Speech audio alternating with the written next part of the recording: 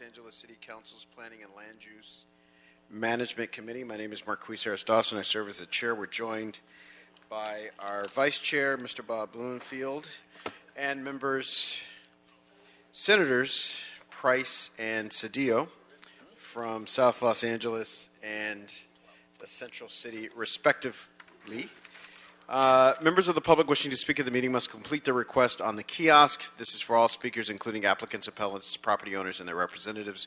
Members of the public wishing to speak on more than one item shall present all comments during multiple agenda item comment section of the meeting and shall be allowed to speak for a total of 2 minutes. Members of the public wishing to speak on only one agenda item shall have an opportunity to speak for 1 minute at the time that the item is called. The general public comment segment of the meeting is to speak on non-agenda items within the subject matter of the jurisdiction of this committee. We have a handful of speakers on multiple public comment. I'll begin with those: Arnold Sachs, Gina Martinez, Lydia Grant,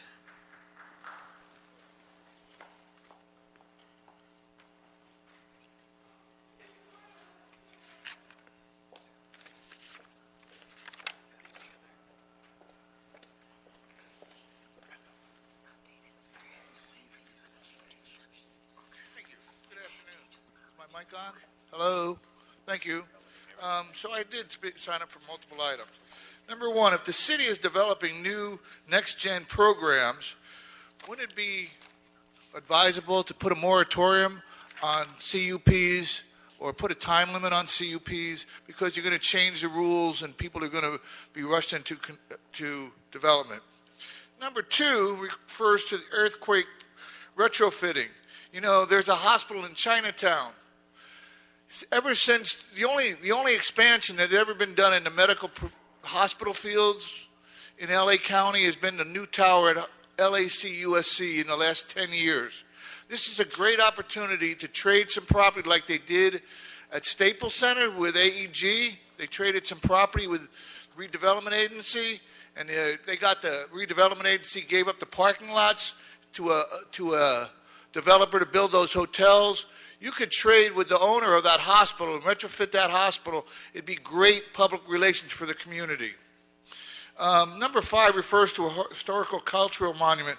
That's somewhat close to me. You know, I used to live in Redondo Beach. They have a power plant there.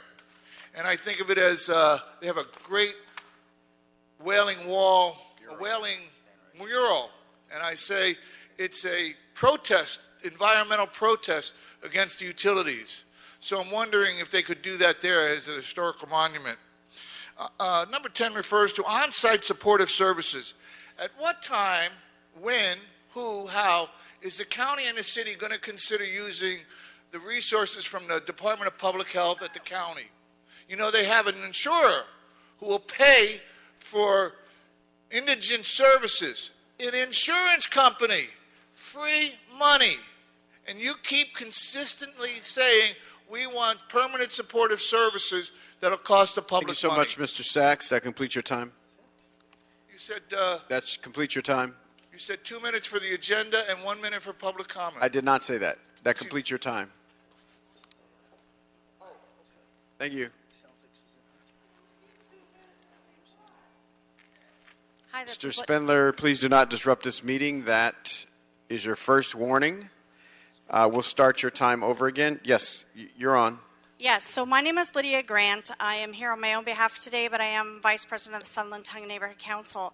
I wanted the Planning and Land Use Committee to be aware of something that is going on, that all entities of the City of Los Angeles need to protect the taxpayers of the City of Los Angeles.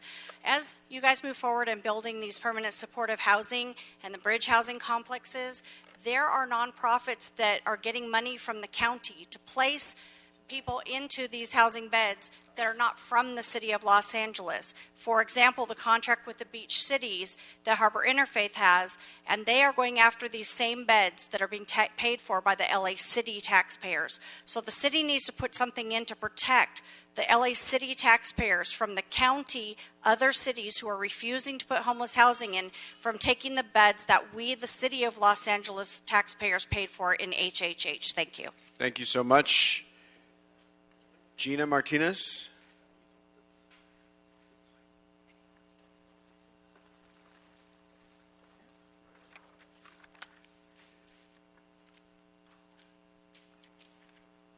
Thank you so much.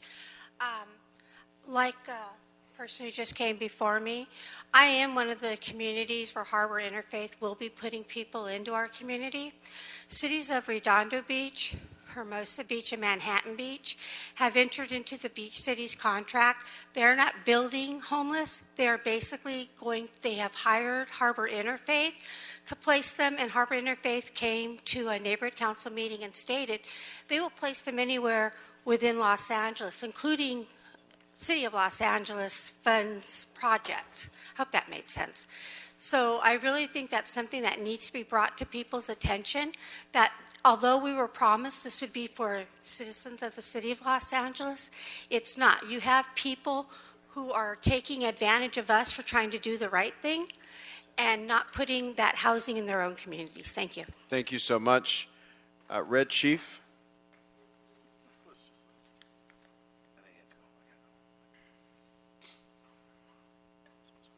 Red Chief.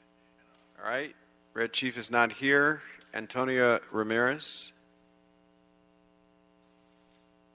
I don't see Antonia Ramirez. Herman. I don't see Herman. Wayne Spindler. 2 minutes. That closes general public comment for this meeting. But that's a shame, because somebody has a message for the city council. Right now, get off. Good morning. Get off of my porch. I will shoot you. Get off of my porch. Can you tell Jackie Lacey that we're here? I don't care who you are. Get off of my porch. City Attorney's playing a tape of someone threatening to shoot someone. That is the proper way that in the valley where John Lee represents the city of Granada Hills, how they treat black folk. Terry Kaufman Macias. That's how you do it. Please Mr. Spindler, this is hold his general time. comment for matters within the jurisdiction of the committee. And Please well, you stop need to stick disrupting to the that. meeting. Stick to the topic. I'm talking about that son of a bitch, John Lee. Now, where the fuck his black ass? He ain't here. Now, we got a lot of shit to do here. We got to build affordable housing. And we need to get people off of their porch and into housing. Now, these nice people went yesterday to get some affordable housing. Because Mr. Cedillo said Jackie Lacey got some money for affordable housing. Thank you, Mr. Cedillo. And they're met with this shit. So you see, all of these projects, 1, 2, 3, 4, 5, 6, 7, it's all bullshit. It's just pay to play. Now, when you go to somebody's house and ring the doorbell, you don't get an answer with somebody brandishing You need to a stay on the firearm. topic of within the jurisdiction of the committee. So I insist in the future that we take all of the internet and turn it off, and let's get back to talking to people. Fuck John Lee. His nigger ass is going to be out tonight. Thank God for Miss Lundquist, and fuck her. That's your time. All right, Mr. Mejia, we'll start the meetings with items number 2 and 3, which the chair is recommending we take on consent. Yes, Councilman. So we'll be approving the city attorney ordinances. All right, so number 2, it's my understanding that we have representatives from Department of Building and Safety.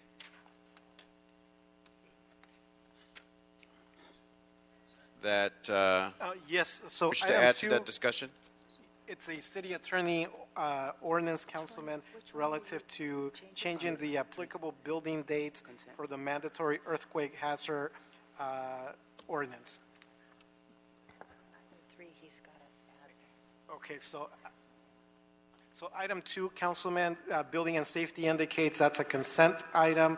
The one that they wish to speak on is on item 3, which is a city attorney prepare ordinance to expand the work that may be installed, inspected, and certified by certified licensed contractors. Yes, sir. Good afternoon, committee. June Barbeau, Department of Building and Safety. We'd like to request additional plumbing fixtures to be added to the certified licensed contractor program. That would be Section 3 of the proposed ordinance. The additional plumbing fixtures would be added under Item 1, and they would include lavatories, sinks, clothes washers, and vacuum breakers, as well as additional language that they replaced with equal kind and quality. Excellent. So we have item 3 before us as amended by Building and Safety. Yes, Councilman, so the recommendations from the department can be included in the committee report to the council with a directive to the city attorney to prepare a revised ordinance, because it would change what's before you today. Excellent. So I will offer an amendment as such. Without objection, that'll be the order, and then we will adopt item number 3 as amended. Yes, Councilman. All right. And then item number 2. Item number 2 is a consent item, Councilman. Yes. Do you wish me to read it for the record? Yes. It's a city attorney prepare ordinance, Councilman, to correct the applicable building dates for mandatory earthquake hazard reduction in existing non-ductile concrete buildings. Excellent. So without objection, that'll be the order. All right, Mr. Mejia, there's a request to continue item number 4 to May the 12th, 2020. Duly noted. Without objection. And there is a request to continue. Well, there's a request to receive and file item number 6. I believe, Councilman, it's number 5. Okay. That it's the receive and file Mr. Corretz's motion. Okay.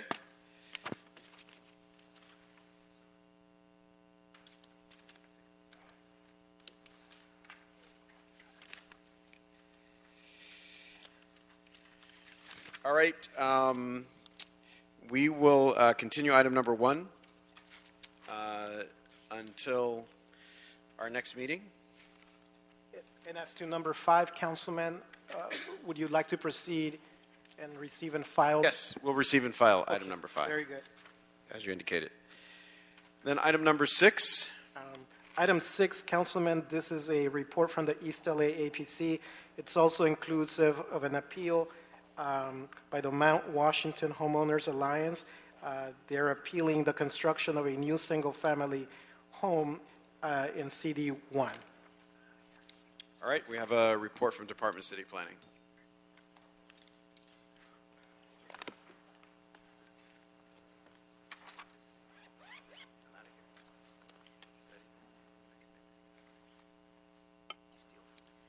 Good afternoon, committee members. My name is Nicole Sanchez with the Department of City Planning.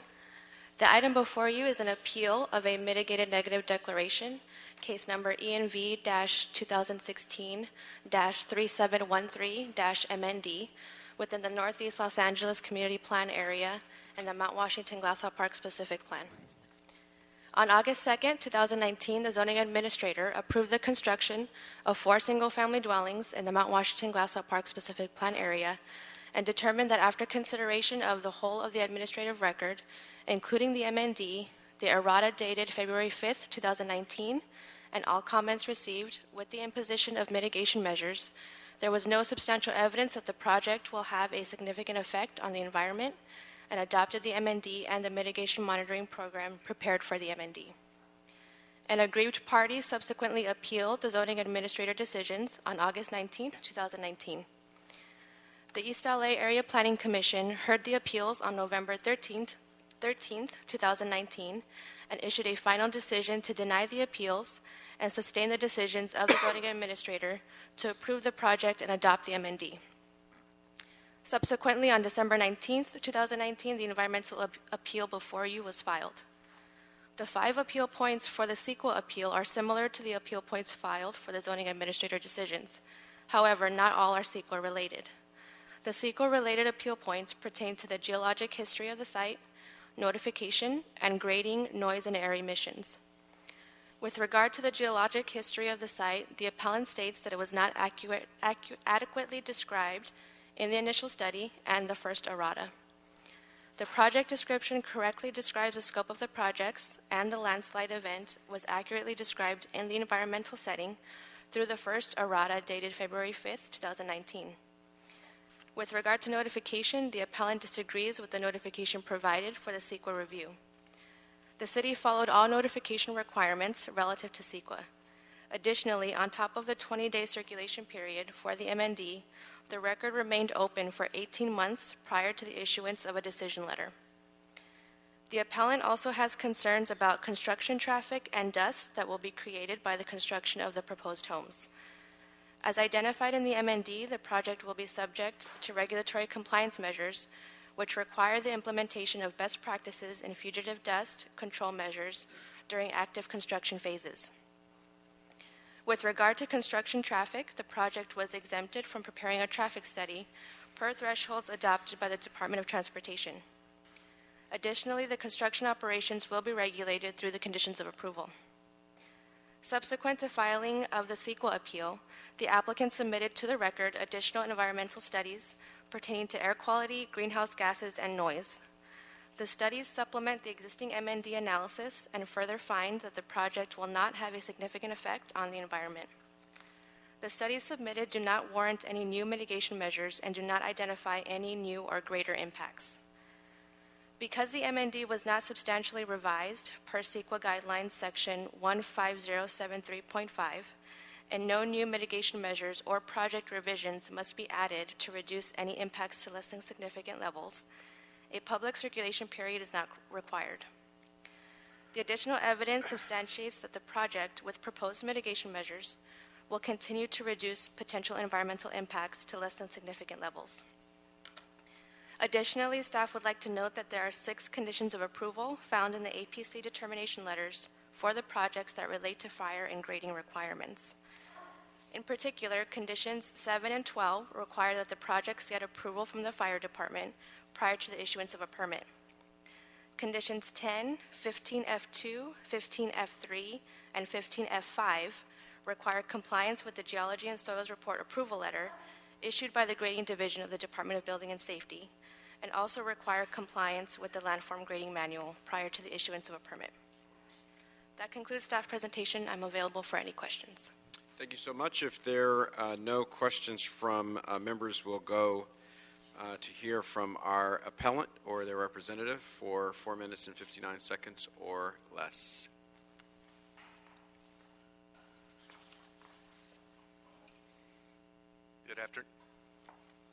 Good afternoon, honorable council members. My name is Mark Kenyon. I'm a resident of Rainbow Canyon and live right across from the project. I'm in here today to represent the Mount Washington Homeowners Alliance, and there are over 600 members.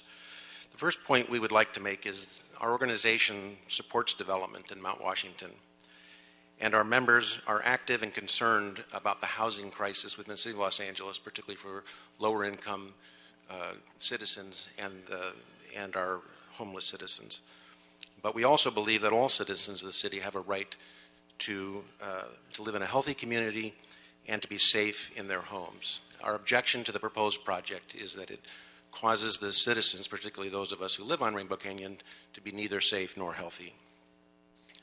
The project before you will subject the public to increased and significant risks to wildfire, excessive noise, excessive air quality issues, as others that we've detailed in the record. The 4 main areas that we still have concerns about are land use, which I'll get into in detail, the road. So the road in this area, Rainbow Canyon, is right now 11 feet because one of the neighbors has allowed a 2-foot or a 1.5-foot extension onto their property. But in fact, the city's right-of-way through the lower part of Rainbow Avenue is 9.5 feet. The upper end of Rainbow Avenue has to negotiate 2 very sharp corners. Trying to get trash trucks or just even regular pickup trucks around these corners is difficult. Rainbow Canyon, the citizens already living on this canyon are at fire risk, and the city did no cumulative analysis to describe, how it is that adding these 4 homes will in fact make the public more safe. The noise and air quality, I think we heard from planning, and I'll get into that in a second. We also have concerns still on the biological impacts with respect to the Rainbow Canyon Park, which is owned by the state of California and managed by the Mountains Recreation and Conservation Authority. There were no analysis done on behalf of the park there. So to detail the land use, the city has failed to disclose any of the land use impacts required by Section 10B of the CEQA checklist. The project as proposed is inconsistent with the land use designation of the general plan. It's inconsistent with the baseline hillside ordinance and specific plan because it violates those the limits proposed by those plans with respect to the floor area ratio. Planning, Ms. Sanchez just stated that that was one of our appeal points that wasn't on topic, but it is on topic because CEQA requires you to analyze those impacts if they were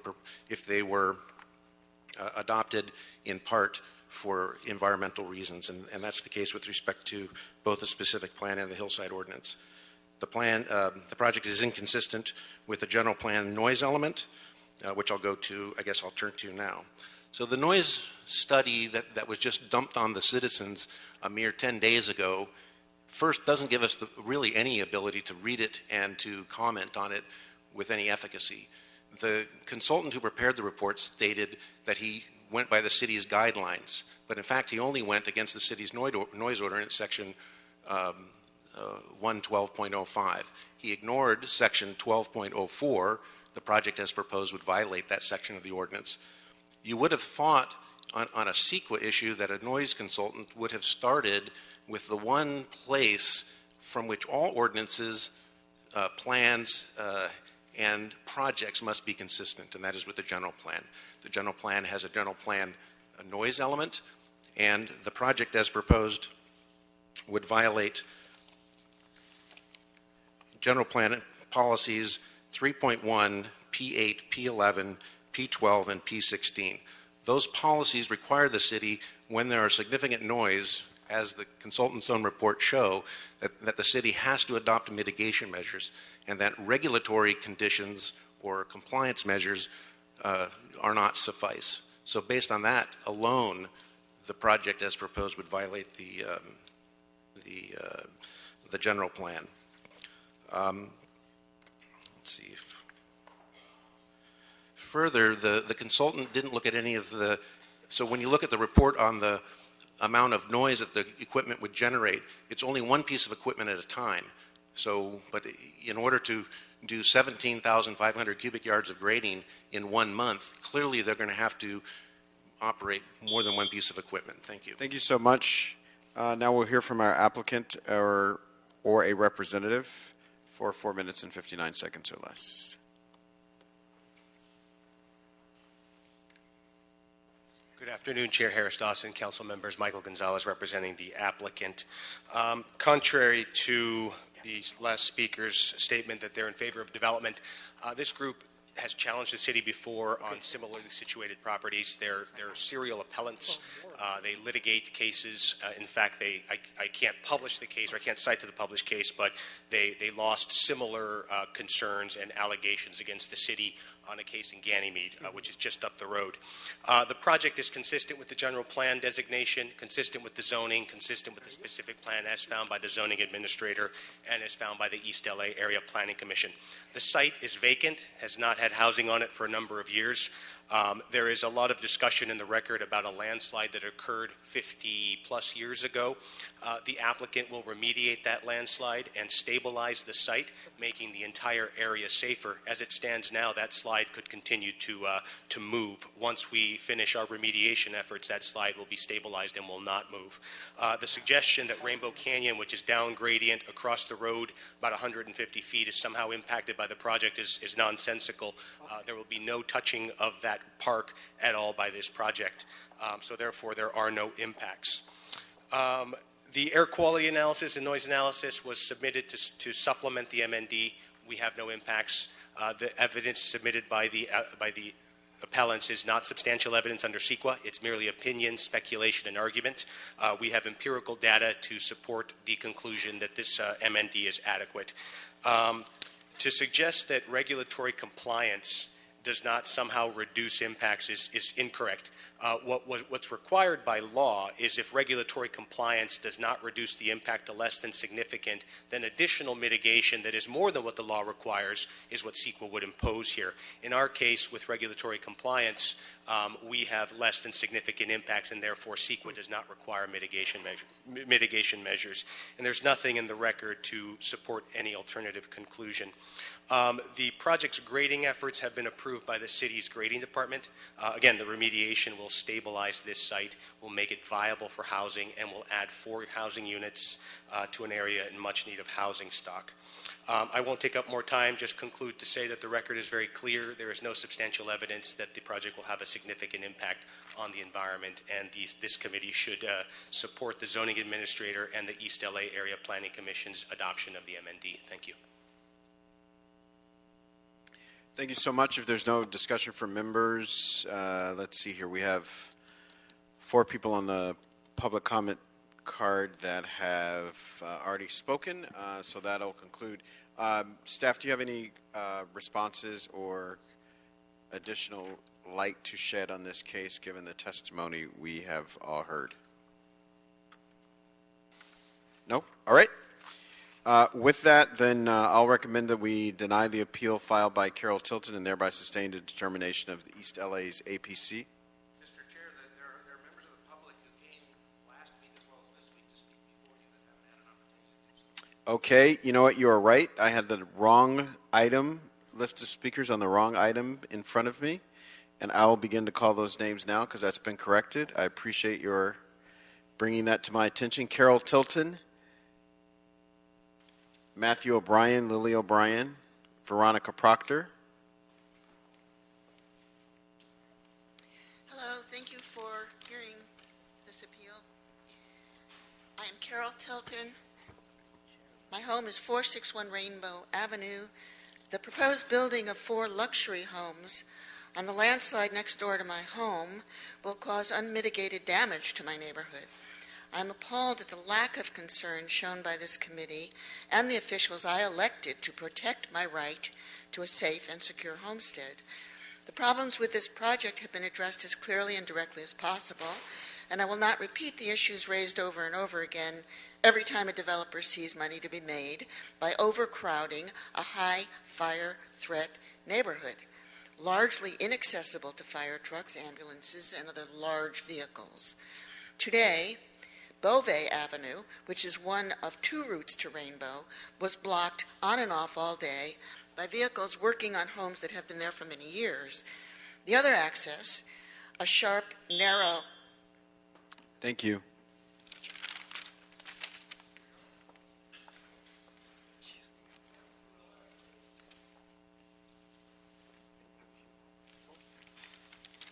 Matthew O'Brien, good afternoon. The MND fails to disclose, let alone analyze, the massive scale of the grading project proposed here. To stabilize the landslide, the developer, by its own estimate, plans to excavate at least 8,000 cubic yards of dirt. That's about 1,200 dump truck loads of earth that they're going to dig out, sift through, and with heavy machinery, pound back into the earth, 6 inches at a time, 6 days a week, for months on end. The MND has no analysis of the impact on air and noise quality of such a massive amount of earth movement. Let's not forget what's directly across the street from the empty lots, a city-run and owned recreation center used by hundreds of Mount Washington's children year-round. This project should not proceed absent an analysis of the effects that all of that noise and dust will have on the neighborhood and its children. Thank you. All right, Veronica Proctor, Peggy Payton, Mike Gonzalez. Excuse me, sir, I think Lily O'Brien was next. Oh, okay. I'm 10 years old. I've lived next door to these 4 empty lots my entire life. I am worried because I am afraid of all of the dust coming from the construction. I have bad allergies. I think that the dust will make me sick, plus all of the other kids who use the Carlin G. Rec Center. Construction dust will make it hard for us to breathe for a long time. And I'm afraid that all the digging and banging from the construction will cause my house to slide down the hill. I do not think that the city has been doing its homework to consider the safety of myself and my neighbors. Please double check your homework and really think about what you are doing to us before it is too late. Thank you so much for your time, and I really hope you consider some of my ideas and the ideas from my neighbors. Thank you.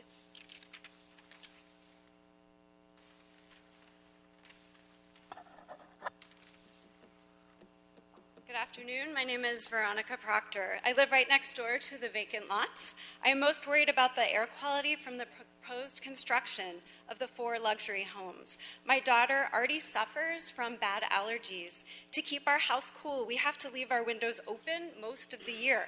It frightens me to think how she will survive the dust created by the enormous grading project. Many children play in Rainbow Canyon, including the dozens of children who use the Carlin G. Smith Recreation Center every day, all year round. The rec center is right across the street from the vacant lots. The health of our children falls on you. According to the developer's own calculations, the actual amount of grading required for the project is 50 to 100 times greater than what's listed in the MND. The MND ignored the actual amounts. The developer's suggestion that merely spraying water on all of that dirt each day would safeguard our children is not credible. Do you really believe that? I don't. Thank you.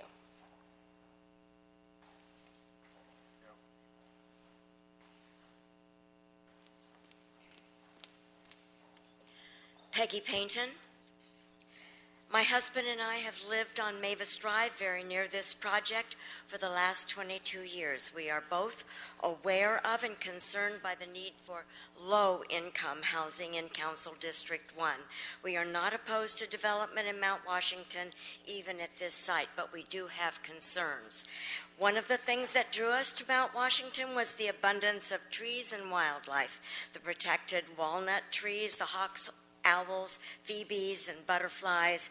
So I was stunned to learn that the developers have not acknowledged that their project abuts Rainbow Canyon, a state park, the home of 1, sometimes 2 coyote packs, and many other wildlife, nor have they adequately analyzed the cumulative impact of noise, soil disbursement, construction, vehicle traffic on that very wildlife of Rainbow Canyon. Thank you.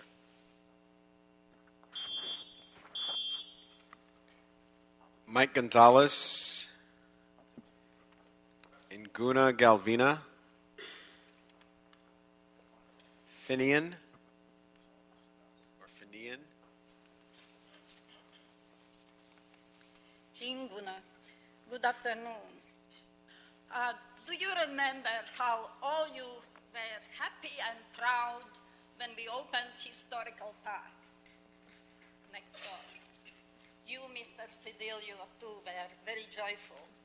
So, after all those speeches, we believed that we can coexist with wildlife and help each other to live better. So that's why people moved to Mount Washington to live with wildlife. And city spends so much money to make historical park, and will be spending more to take out contaminated soil and put good one instead. We volunteers spend thousands of hours working there, and will. Why to destroy Mount Washington?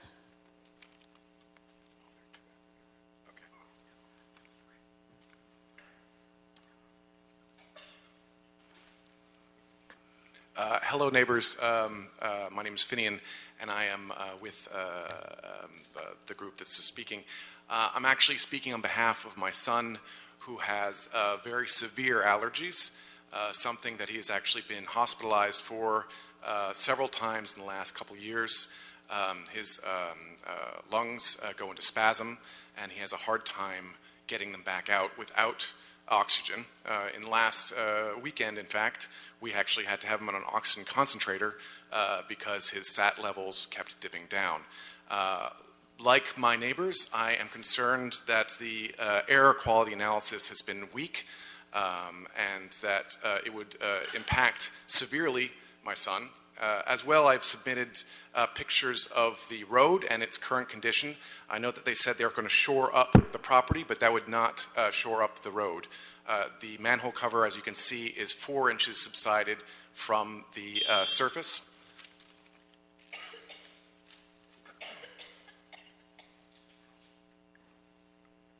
I have Daniel Wright.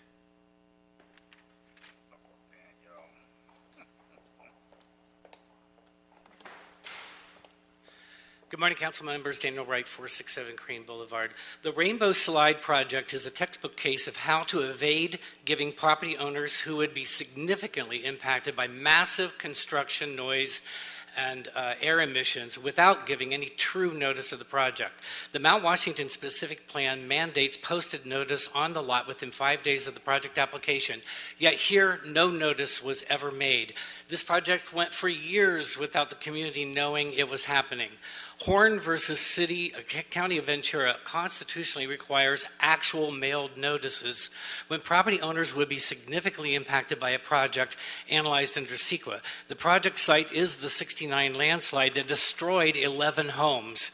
For numerous landowners living immediately adjacent to the site, they would have caissons drilled next to their houses, and yet this city thinks that they were not entitled to any actual notice at all. That is constitutionally improper and needs to be remedied by sending this back for review. Thank you. Thank you. And Finian? You already spoke? All right, so we'll take you off. And then Mike Gonzalez. We already heard from Mike Gonzalez. Is that right?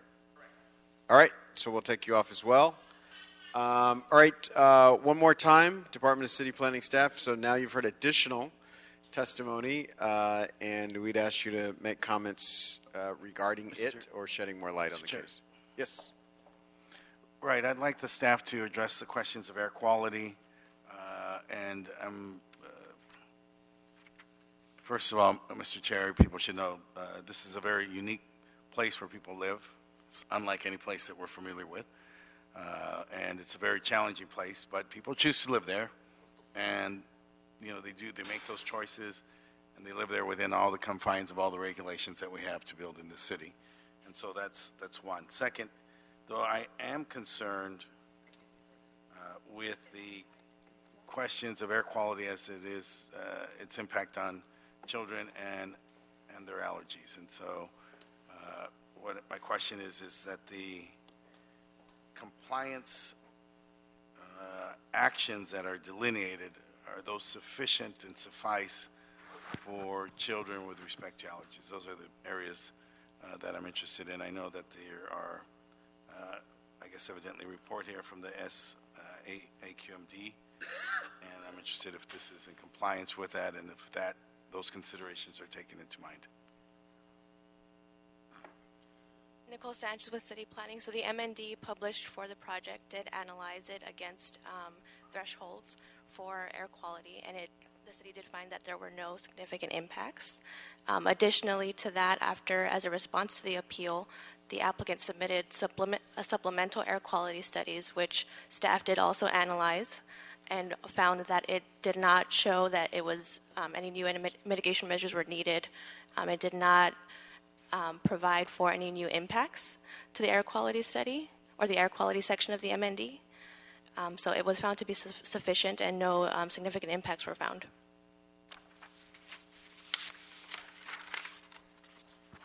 That concludes your... Well, so what you're telling us is that so they've complied, and so failure to then move this forward would subject us to then some criminal liability, or some legal liability, not criminal liability, but legal liability, civil liability. So it was found that the project as proposed didn't exceed any threshold that would normally trigger an impact to air quality. Thank you. Councilman, Zone Administrator Jack Chow. So basically the zone administrator's determination has numerous conditions, including construction mitigation. And the enforcement agency is the LADBS. So if the applicant, the contractor, is not complying with the regulatory compliance and including the ZAD condition or any sort of a Southern California AQMD threshold, then they will be cited, and the LADBS will issue stop work order. Then the contractor will have to remedy the situation in order to continue. And just this is Lisa Weber. Just to further clarify that while there may not be any mitigation measures to address a specific threshold that's been triggered, there are a whole host of regulatory compliance measures that the construction activity will be held to, and that is managed and reviewed by our Department of Building and Safety. Okay, and so these for example, I noted the watering down of the soil, right, for twice a day.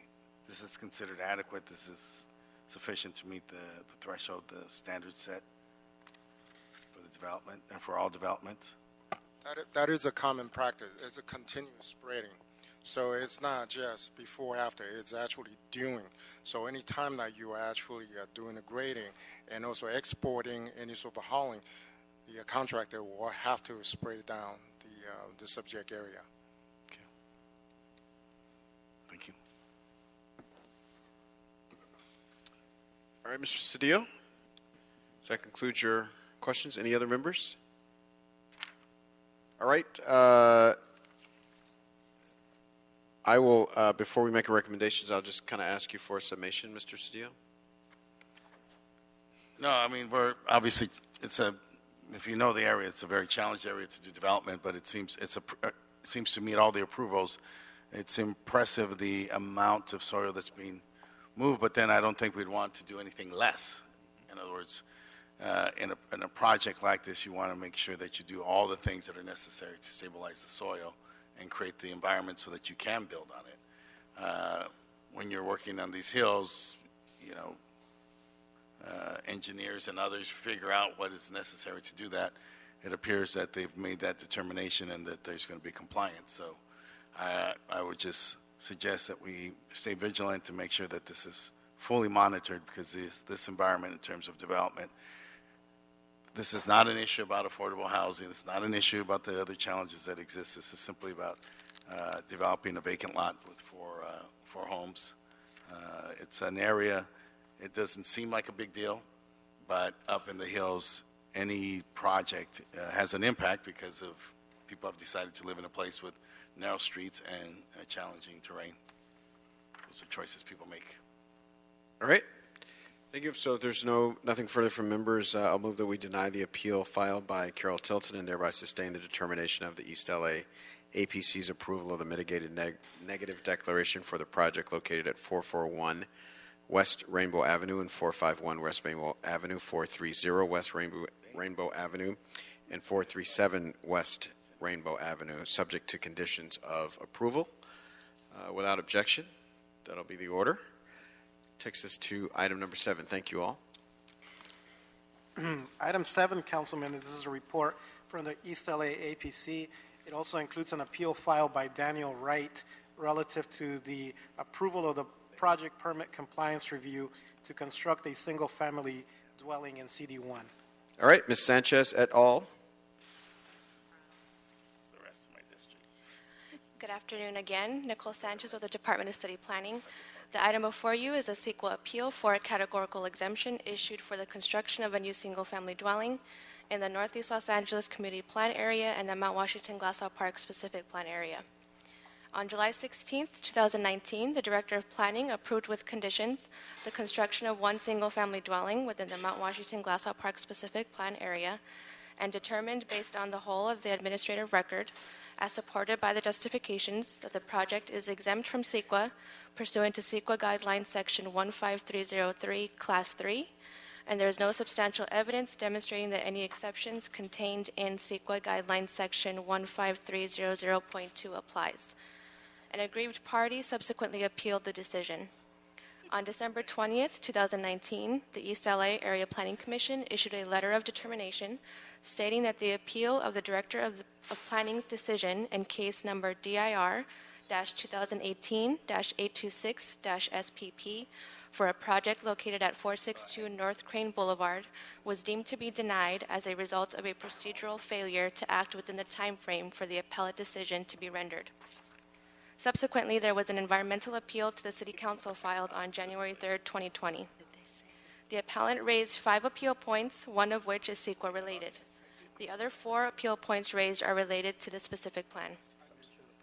Staff finds that the appellant has not raised appeal points or substantial evidence that merit a modification or a change in the categorical exemption designated to the project. Planning staff recommends that the Plum Committee deny the CEQA appeal and sustain the Director of Planning's determination that the project is exempt from CEQA pursuant to CEQA Guidelines Section 15303, Class 3, and there is no substantial evidence demonstrating that any exceptions contained in CEQA Guidelines Section 15300.2 applies.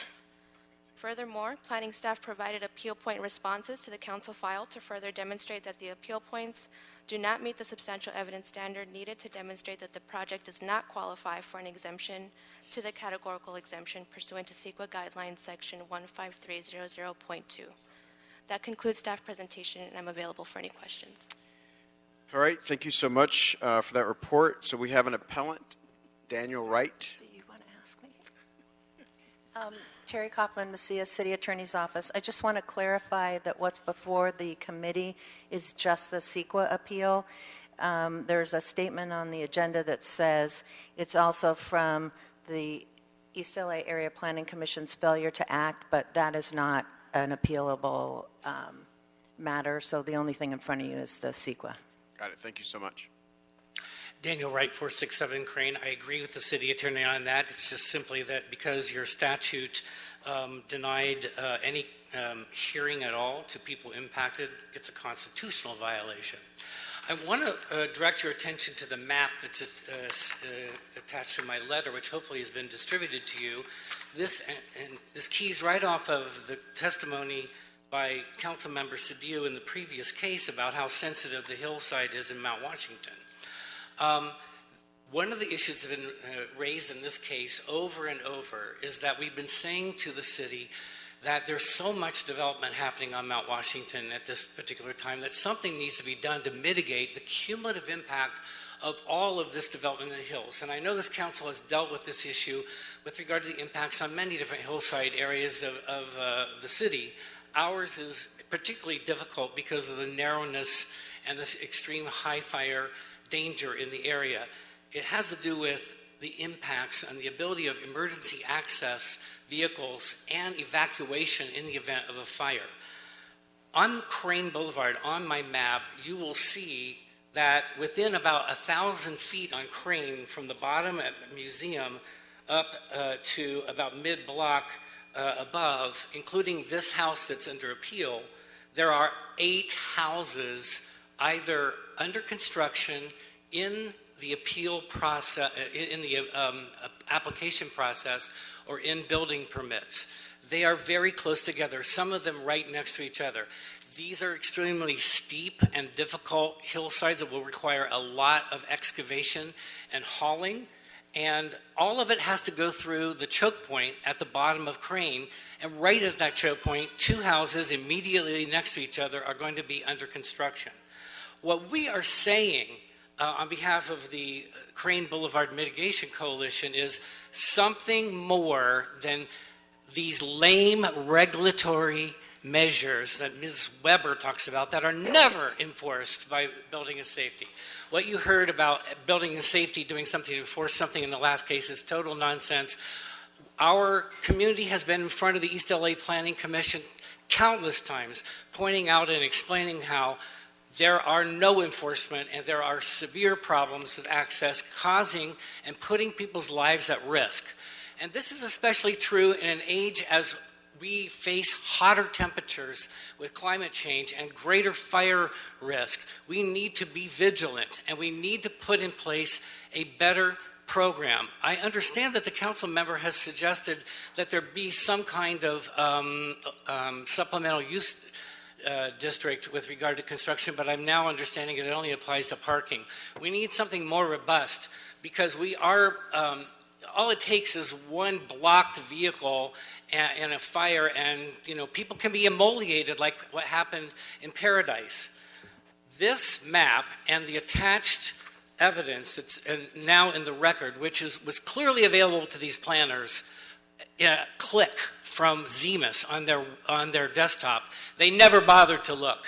They never bothered to check how many houses are under construction in this immediate area. And they have failed us, and you need to send them back to do their homework, just like Lily said in the last case. You've got to do your homework on these cases and make sure that our community is safe from these impacts. Even just recently, there has been serious conflicts. It's difficult now for most people going up and down Crane to and from work that they have to pull over. The parking takes up so much on one side of the street that one vehicle cannot pass another. You have to back up the hill into a parking space or a driveway in order to pass. And that is why the cumulative impact of 8 house projects, all undertaken within a block and a half of each other, is a very unusual circumstance, a circumstance for cumulative impact. I will now read to you the entire analysis provided by staff on cumulative impacts from the Notice of Exemption. Quote, "The proposed project will not result in significant cumulative impacts from successive projects of the same type in the same place." Page 2, "There is not a succession of known projects of the same type in the same place as the subject project." Boulder dash. The evidence was there. It was at their fingertips. They could have checked it, and they failed to do so. There is now substantial evidence in the record of a significant cumulative impact. Please grant this appeal and send it back for more creative results. Thank you so much, Mr. Wright. That's your time. Now we'll ask the applicant, Fernando Ojeda Rios III, for 4 minutes, 59 seconds or less.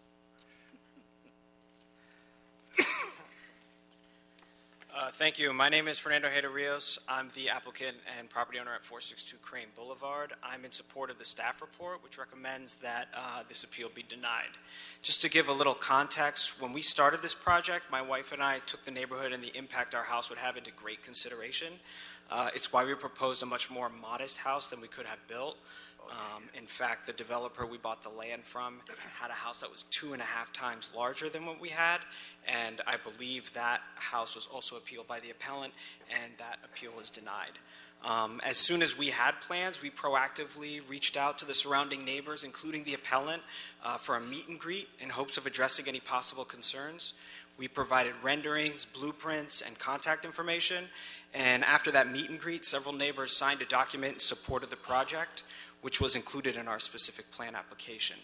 The appellant chose not to attend, even though it took place next to his house. So you can imagine it came as a surprise when we received this appeal. I understand that the appellant has concerns about the impact of construction. There is a great deal of construction happening right now in that area. So in hopes of addressing his concerns and starting off on the right foot, we told the appellant we were willing to sign a construction mitigation plan of his liking, even willing to go as far as spending extra money out of our pocket to accommodate his requests. But when time came for him to produce deal points for that construction mitigation plan, he ceased communication. If he really wanted to settle this, I believe my concessions would have resolved his concerns. But as I said, he ceased all communications, and I followed up several times. It just feels like the appellant is using our project as a way to take out his grievances with the city, not taking into consideration that this is our lives, we're a young family, and we're eager to join a community that we love dearly. So these unnecessary appeals have not only cost the city time and money, but it's cost us considerable time and money. For all those reasons, I ask this committee go with the staff report and recommend to deny this appeal. Thank you. Thank you so much. We have one public comment speaker, Mark Kenyon.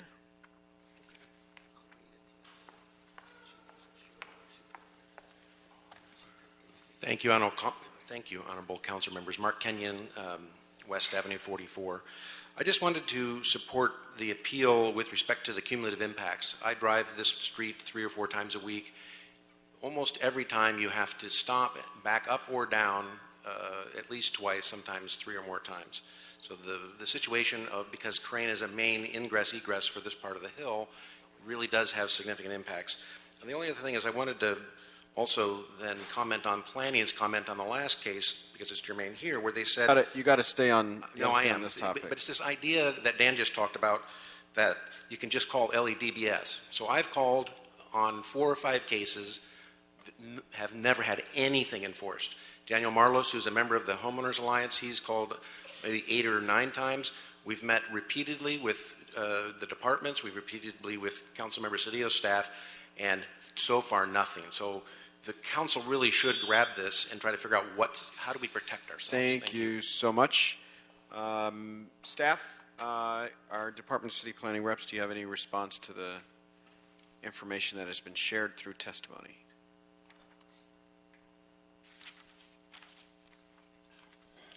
Nicole Sanchez with the Department of City Planning. I'd just like to take a minute to take a look at one of the appeal responses submitted to the council file. The response dated February 27th, 2020. So appeal point response number 4 says that the project is required to follow all regulatory compliance measures regarding construction and required to obtain proper permits, which through inspections will ensure that the project follows all applicable provisions. Any use of the right-of-way for construction materials or large construction vehicles is required to be by permit, which is issued by the Bureau of Street Services Investigations and Enforcement Division. The issuance of a permit includes notification of the LAFD and Police Department, who make adjustments to emergency access routes used for a particular day when such a permit is issued. This is also true of any other projects within the vicinity. For roadway access during construction, because staging of equipment in the right-of-way is done by permit, coordination of the use of the right-of-way by the construction sites in proximity to the project site will occur by Bureau of Street Services review. Use of the right-of-way for parking vehicles in legally designated areas is available to any members of the public as well as property owners adjacent to the curb. So I think that appeal response addresses some of the concerns for construction for the cumulative area of construction of multiple projects happening at once. Thank you. Mr. Cedillo. Yes, as I stated earlier, to do the whole statement is essentially our hands are tied. My hands are tied because the family has complied with all the rules and regulation.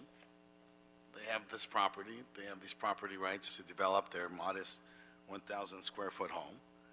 And so the concerns that were raised by council are simply ongoing 24-hour, 7 days, 365 days a year concerns. If you live in a hill with narrow streets, it's difficult to get in and out. That exists at any time of the day. Adding 8 units to this community or 14 units to this community doesn't change that. This is an ongoing, existing condition that people have chosen to live in. We set rules and regulations to make it as safe as possible, but nonetheless, people have chosen to live in a hillside with very narrow streets that could be difficult if there's a fire. But we've done all that we can. All the departments have signed off on it. It's a modest addition. It's one other unit of 1,000 square feet, which is very modest for a new family. They are within their rights.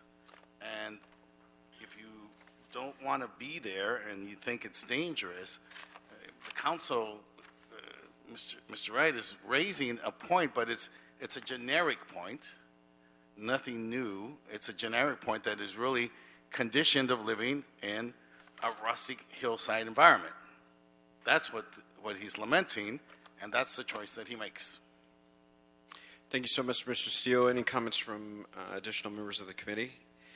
All right, hearing none, I'll move that we deny the appeal filed by Daniel Wright and thereby adopt the categorical exemption. Is there a second? Seconded by Mr. Blumenfield. Without objection, that'll be the order, and we'll move Mr. Mejia to item number 10. Councilman, item 10 is a report from the Planning Commission. It's inclusive of a general plan amendment and a zone change. This is a 100% affordable housing project containing 56 units located in CDE 15. a report from Department of City Planning. Good afternoon, council members. I'm Connie Chow from the Planning Department.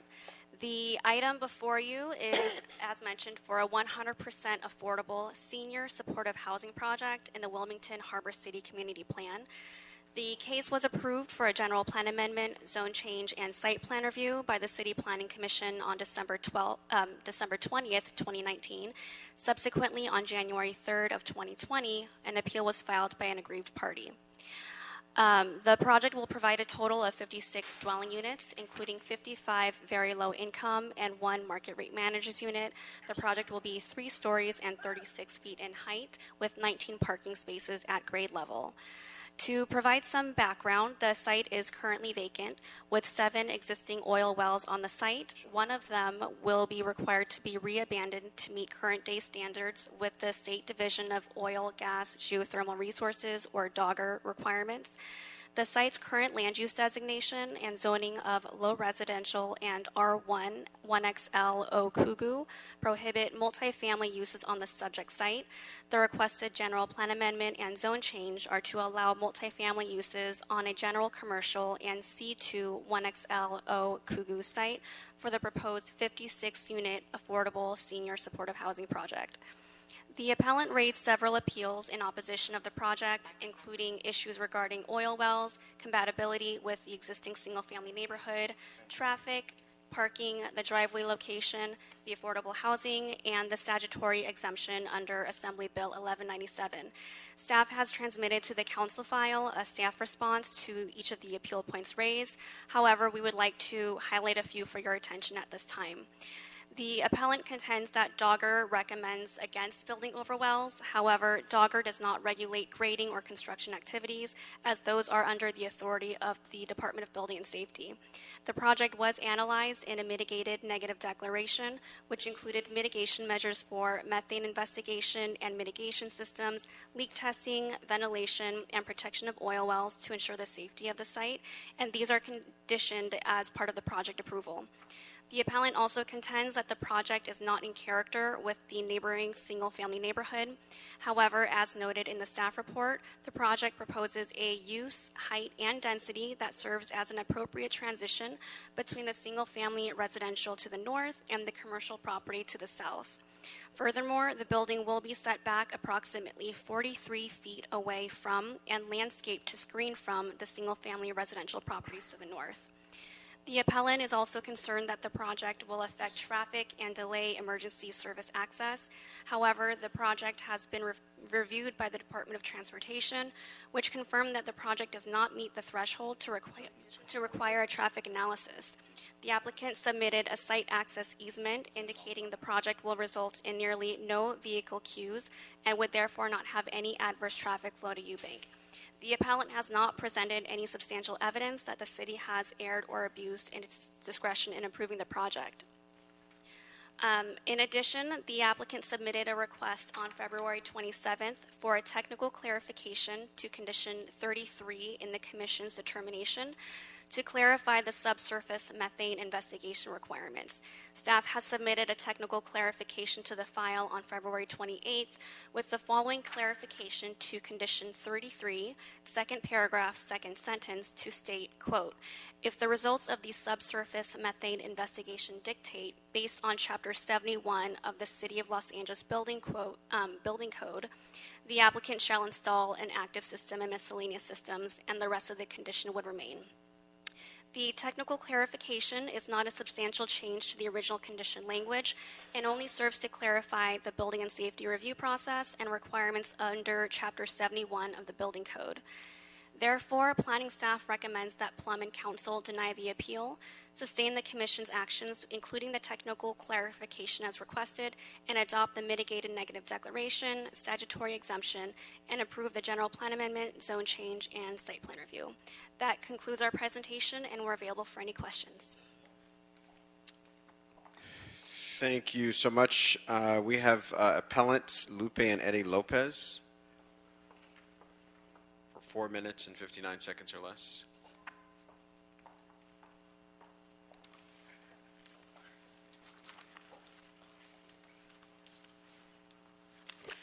Good afternoon, Council.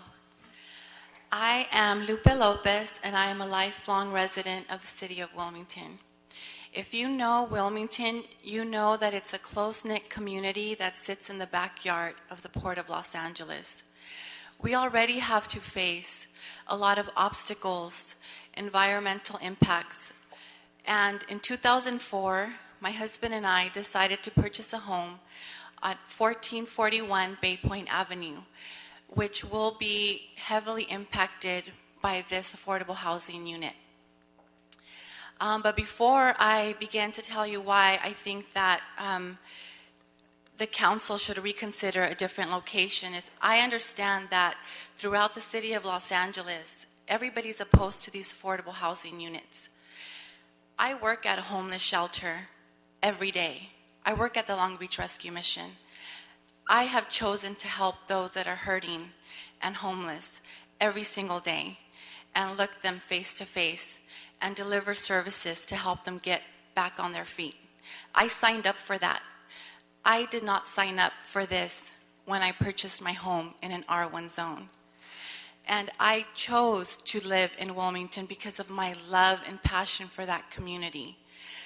What we are requesting is that you do a diligent job and come alongside us, the community residents, and select a different location, even if it's within our community. Wilmington is made up of a lot of vacant lots, junkyards, storage container shipyards.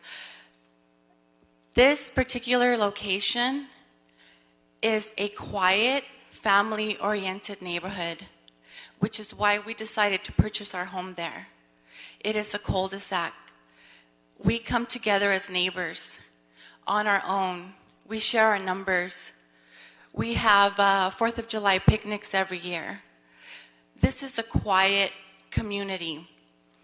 We don't understand why our city council, along with Link, has chosen this particular location for this affordable housing unit. We feel that we have not been given a fair chance to work alongside our city officials, our city departments. For example, Link made up a committee to approve this project, but that committee was made up of private interest groups that will be funded to deliver services, which I know those services need to be delivered. However, they didn't approach any resident to be part of this committee.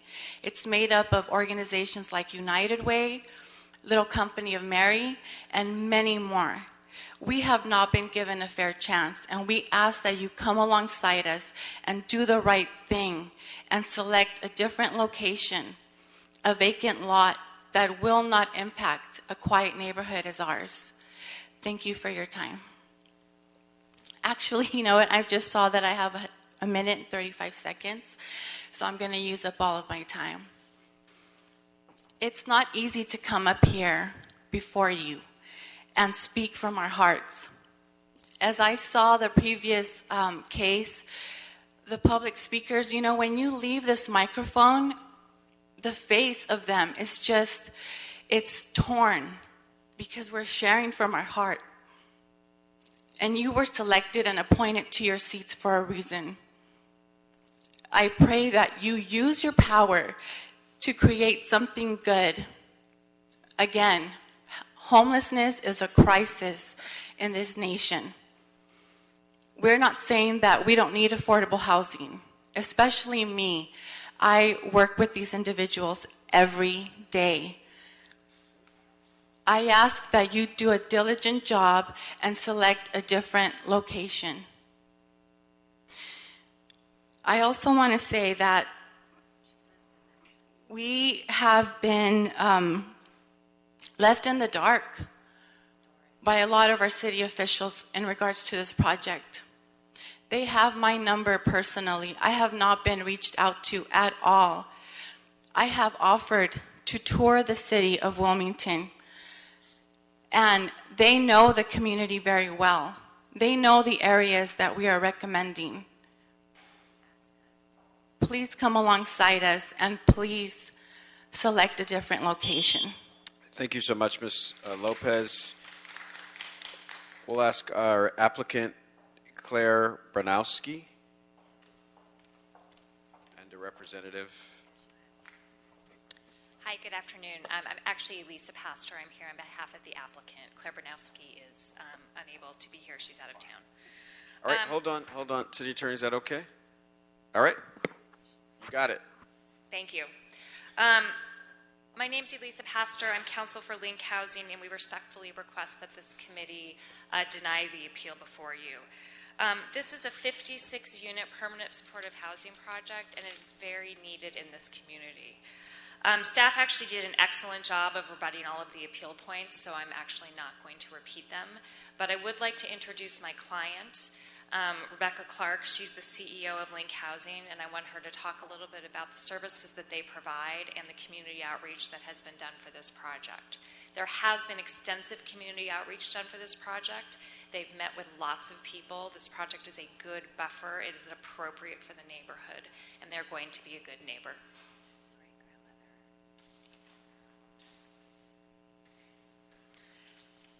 Good afternoon, Honorable Chair and committee members. My name is Rebecca Clark. I am the President and CEO of Link Housing, based in Long Beach. Link Housing is a nonprofit developer, owner, and operator of affordable housing and have been in business for over 35 years. Our mission is to provide high-quality, affordable housing and services to those that are underserved by the marketplace. In addition, this housing is needed everywhere within Los Angeles. There's not one neighborhood that you could say doesn't have a need for housing to take the homeless off the streets. We are active not only in the development of the project, but also this is going to be for homeless seniors, and we stay involved every day on site where we provide wraparound services to those residents. This project has been almost 2 years in the works and is going to bring this permanent housing for homeless who desperately need a home. We began working with the community, with stakeholders and elected officials to understand the community's needs.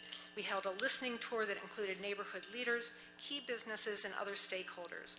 We met with 12 groups and over 13 meetings, and we walked door to door to talk about the project and answer questions and concerns.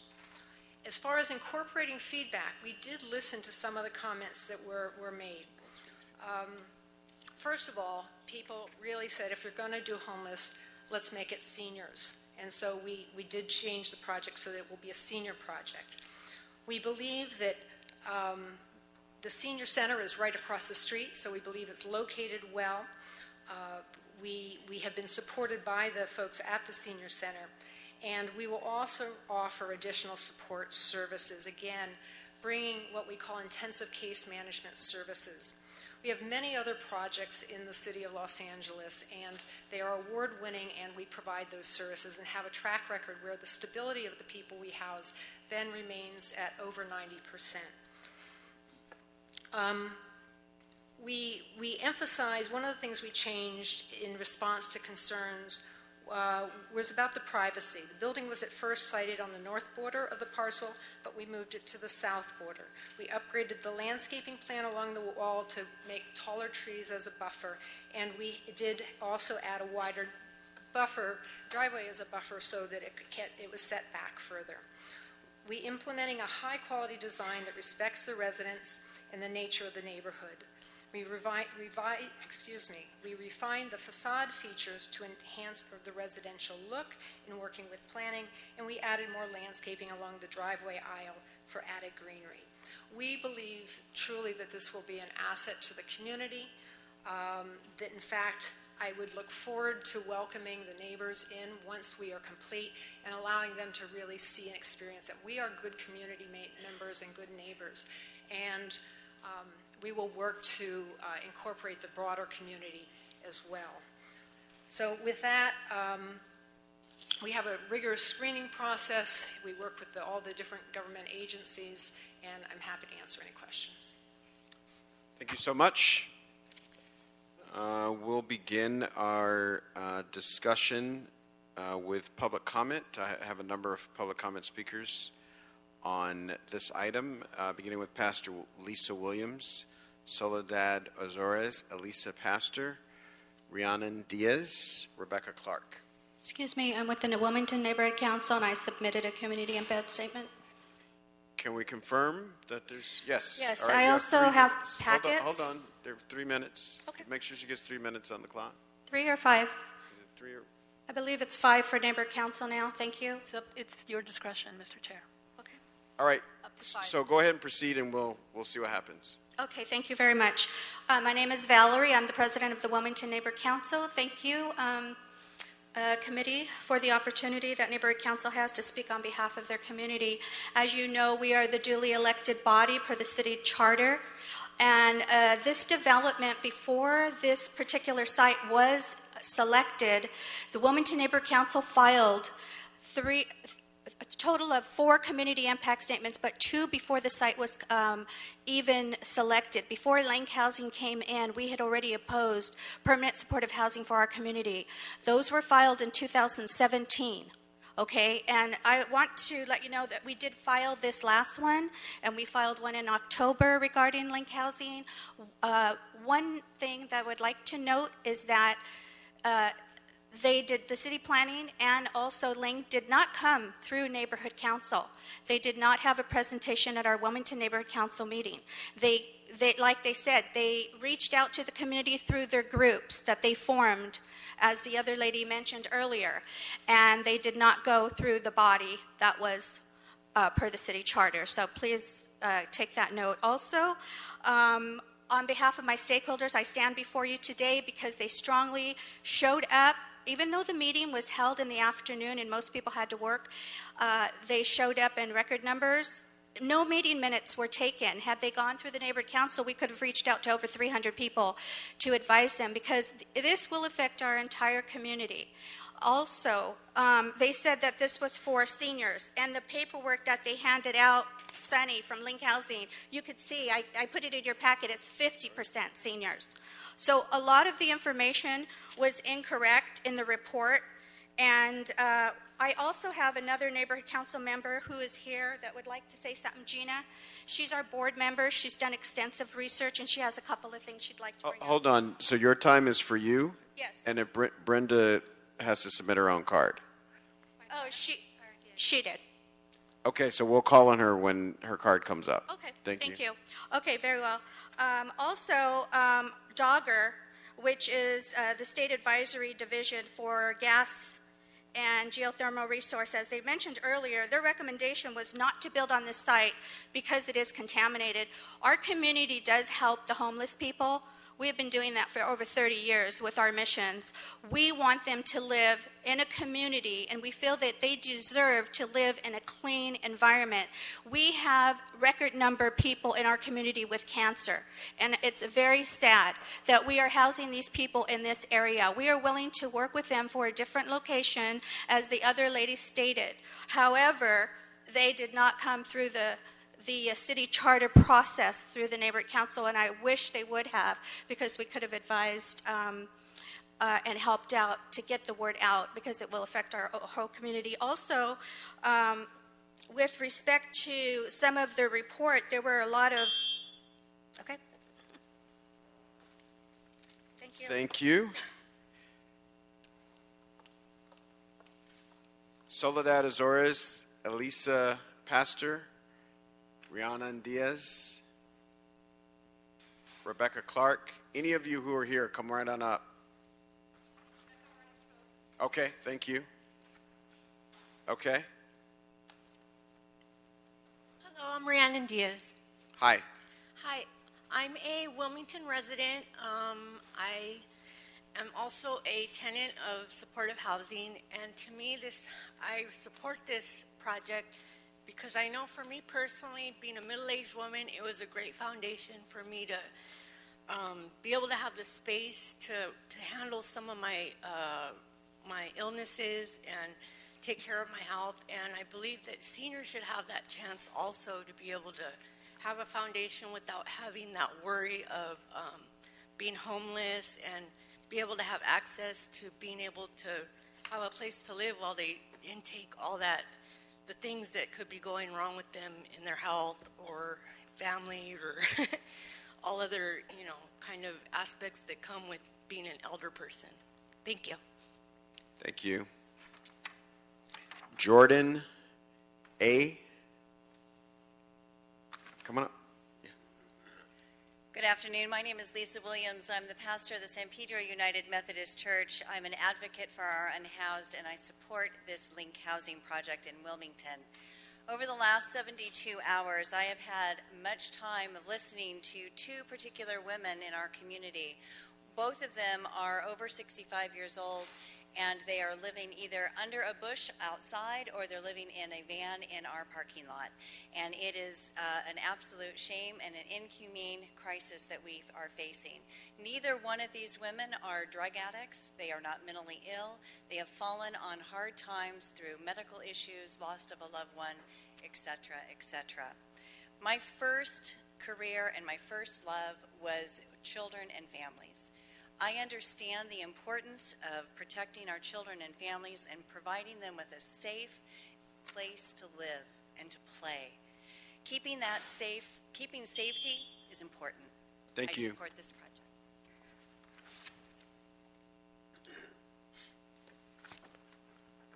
Good afternoon, Mr. Chair and members of the committee. My name is Jordan Abushawish, and I'm the Director of Public Affairs for Providence in California.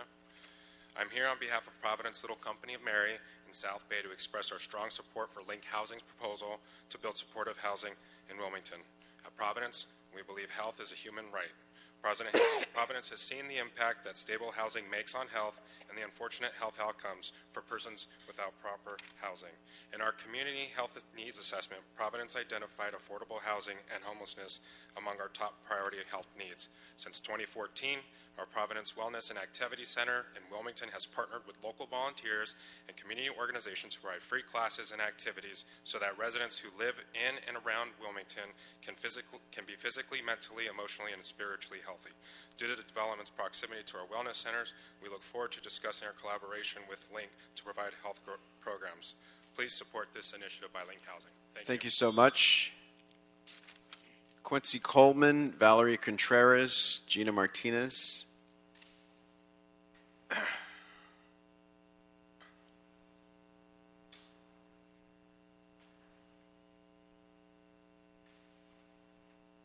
Myron Wolin, Lupe Lopez. I think you spoke already.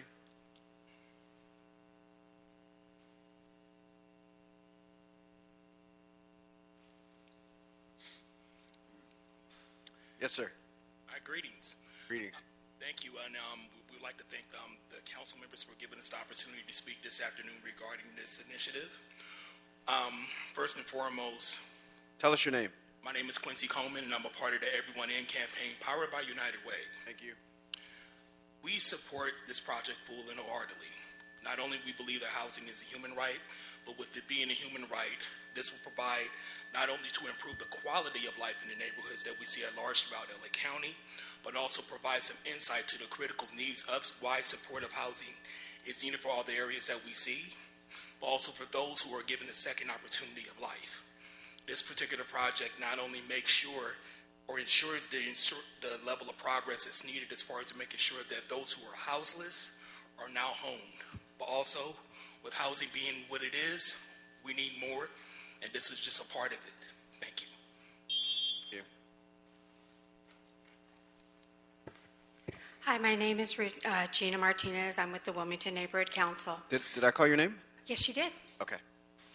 I wanted to, the location on Deepwater is less than optimal. Dogger already states that building on top of the oil wells themselves without having ready access, they do not recommend. For those of you who have never seen what a leak oil well does to a person, I assure you a report does not do it justice. My mother suffered 3 bouts of cancer. My daughter had to have her ovary removed at the age of 15. I have 3 aunts who have had cancer, 1 uncle who suffered from PM10, and 1 niece who currently has brain cancer. The resident who lives directly behind this location suffers from cancer currently. I do not wish this on anyone, and I recommend that they get a place that is available that is already for residential, such as on Anaheim, that we've recommended fully to them. Nobody listens to the residents who actually live there and have to deal with it. Now, you've spoken already, right? Yes, on behalf of the neighborhood council, but I signed up as a resident of Wilmington. So on behalf, as a resident. Hold on. Let me check with the city attorney and clerk. This seems like a peculiar practice. Well, no, you spoke on behalf of the neighborhood council for 5 minutes, so that's your time. Thank you. Oh, a resident, I don't get a minute as a resident? I signed up. No, that you have to do both at once. Next time. It's redundant to speak. Thank you. Okay. As a resident, I oppose this. It's not a safe We or good appreciate for your our opposition, community. but you've expired your time. Thank you.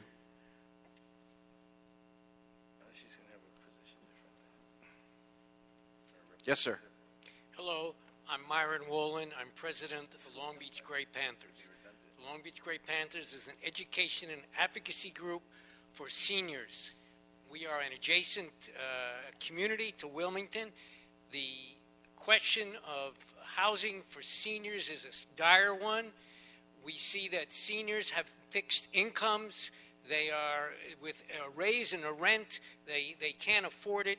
They are faced with questions of homelessness. We are very much concerned with the question of homelessness among seniors, and we support this project.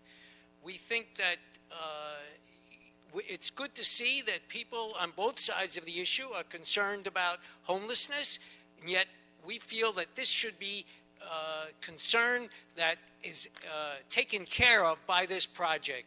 This project will help homeless seniors, and that's why we support this project. Thank you. Thank you so much. All right, this concludes public comment on this matter. We'll ask for a representative from Council District 15.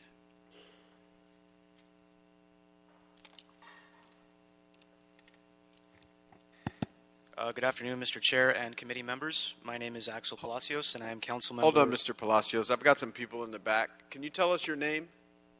You're raising your hand. I'm assuming you wanted to speak. Did you sign up to speak? Tell me your name. All right, we'll check. We don't see you here now, but we'll check, and if we do, we'll call you. So go ahead, Mr. Palacios. And I am council member Joe Buscaino's planning deputy.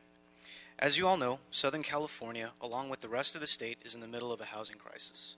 The lack of affordable housing has led to an increase in the number of individuals living on our streets. This crisis affects all residents, but it has an absolutely, especially profound impact on the most vulnerable in our city. People like seniors, many of whom lived on fixed incomes and have few opportunities to earn additional income, greatly limiting their access to housing. The proposed project would create 56 residential units of much-needed permanent supportive housing exclusively for formerly homeless seniors.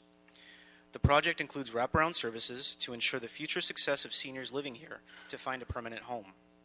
It would serve as the second step on the bridge from temporary housing to permanent housing.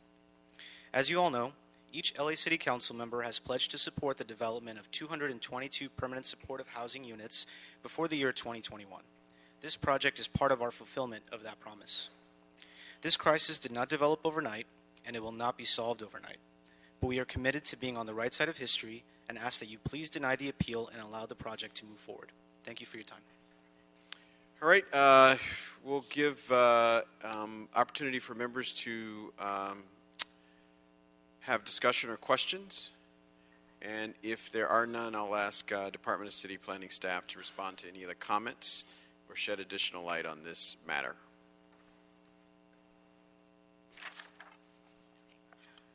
Connie Chow from the Planning Department. We wanted to circle back about the comments regarding the Dogger letter. Yes. So the letter was submitted as part of the appeal response, and in the Dogger letter, they explicitly state the division does not regulate grading, excavation, or other land use issues. As mentioned during our previous presentation, the permitting of construction grading is handled through the Department of Building and Safety. Regarding the oil wells themselves, the applicant has submitted a technical report prepared by a petroleum engineer, which includes mitigation measures to ensure the safety of constructing over the oil wells. It includes methane investigation, leak testing, and ventilation and protection of the oil wells. Those are included as condition numbers 28 through 34 in the staff report. The report was also reviewed and accepted by our petroleum administrator, so that is our expert on the city for oil well matters. Another comment was raised about the location of the site. I wanted to highlight that this is a site that is in between two different zones and land uses. There's single family R1 to the north and commercial property to the south. So the project is designed as an adequate transition. The project density and height does serve as the transition between both properties. The commercial property to the south is allowed to develop multifamily uses. It's allowed to also develop up to 45 feet in height, and the project proposed is well within that range. The project, as mentioned by the applicant, does include a driveway that produces about a 43-foot setback from the northern residential property line, and they also are proposing screening landscaping along that northern property line to screen from those residences. So based off of that, we believe the project is an adequate transition. Thank you so much. Sir in the back in the green shirt. Come on up. We don't find your name in here, but having sat in traffic on the 110, the traffic on the 110 is horrendous. yes, I can empathize with you on that. In Wilmington is horrendous. Gary Kern, Executive Director, Wilmington Jaycees Foundation. We operate one of the 15 senior multipurpose programs in the city of Los Angeles, funded by your great Department of Aging. We are here to support this project. We feel that the services that they are offering and the services that we can offer will give the seniors that are living in that facility a multitude of opportunities to have an enriched life, spend that life with some dignity, and hopefully be there for a long time. I was born and raised in Wilmington, so I've seen a lot of the changes. I'm 77 years old. So I've seen it good, I've seen it bad, and I've seen it moving forward again. I'm happy with the progress, and I truly support that program. Thank you. That's your time. All right, so we've heard from Council District 15. Is there any discussion, members, on this item? No discussion. I believe, Mr. Mejia, you have some instructions. Yes, for the committee's consideration, the instruction being determine that the project is statutorily exempt and adopt the mitigated negative deck, deny the appeal by Lupe and Eddie Lopez, thereby sustain the determination of the Planning Commission's approval of the general plan amendment, zone change, site plan review for a project located at 1424 North Deepwater Avenue in CD 15. Thank you. So I'll move those instructions as read by Mr. Mejia. Is there a second? Second. Seconded by Mr. Cedillo. Without objection, that'll be the order. Thank you.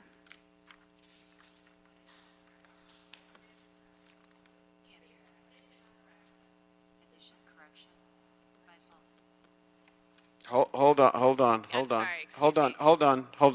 So you're going to have to speak with staff on the side because we've got to honor the public comment protocol for this meeting, and we'll move to item number 9. Councilman, item 9, this is a report from the West La APC. It's also inclusive of an appeal relative to the adequacy of the categorical exemption for an 2-story single-family dwelling project in CD 11. All right, we have a report from the Department of City Planning. We'll ask folks to exit as quietly as they can as we have additional items to consider. Yes, sir.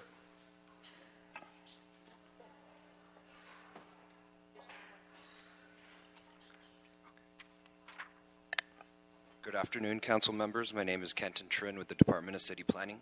The item before you involves a sequel appeal of case number ENV 2017-1259-CE-2A, the categorical exemption for a project in the Pacific Palisades that involves 8 coastal development permits for 2 lot line adjustments, the demolition of 2 existing 1-story single-family dwellings, and an existing 1-story accessory structure. the construction of 8 new 2-story single-family dwellings with attached garages, basements, and swimming pools and/or spas, one on each lot, ranging from 5,503 to 8,365 square feet in floor area and up to 33 feet in height. The construction of an extension of the sewer system to serve all 8 residences, the construction of an extension of a retaining wall, and approximately 6,255 cubic yards of combined grading, and the export of 475 cubic yards of earth for the project site located at 560, 566, 572, 578, 600, 608, 614, and 620 North Marquette Street. The West LA Area Planning Commission considered an appeal of the 8 coastal development permits and Mellow Act compliance reviews with the concurrent parcel map exemption actions for the lot line adjustments. The West LA APC denied the appeals in part, approved a modified project, modified conditions and findings, and determined based on the whole of the administrative record that the proposed project is exempt from CEQA pursuant to CEQA guidelines Section 15301, Class 1, and 15332, Class 32, and that there is no substantial evidence demonstrating that exemption to a categorical exemption pursuant to CEQA guidelines Section 15300.2 applies. Staff submitted a letter to the file dated February 6, 2020 to the committee that contains detailed responses to the individual points of the CEQA appeal. The Department of Building and Safety and the Bureau of Engineering have also submitted letters to the file confirming the review and approval of the geotechnical reports related to the proposed project, including the sewer extension.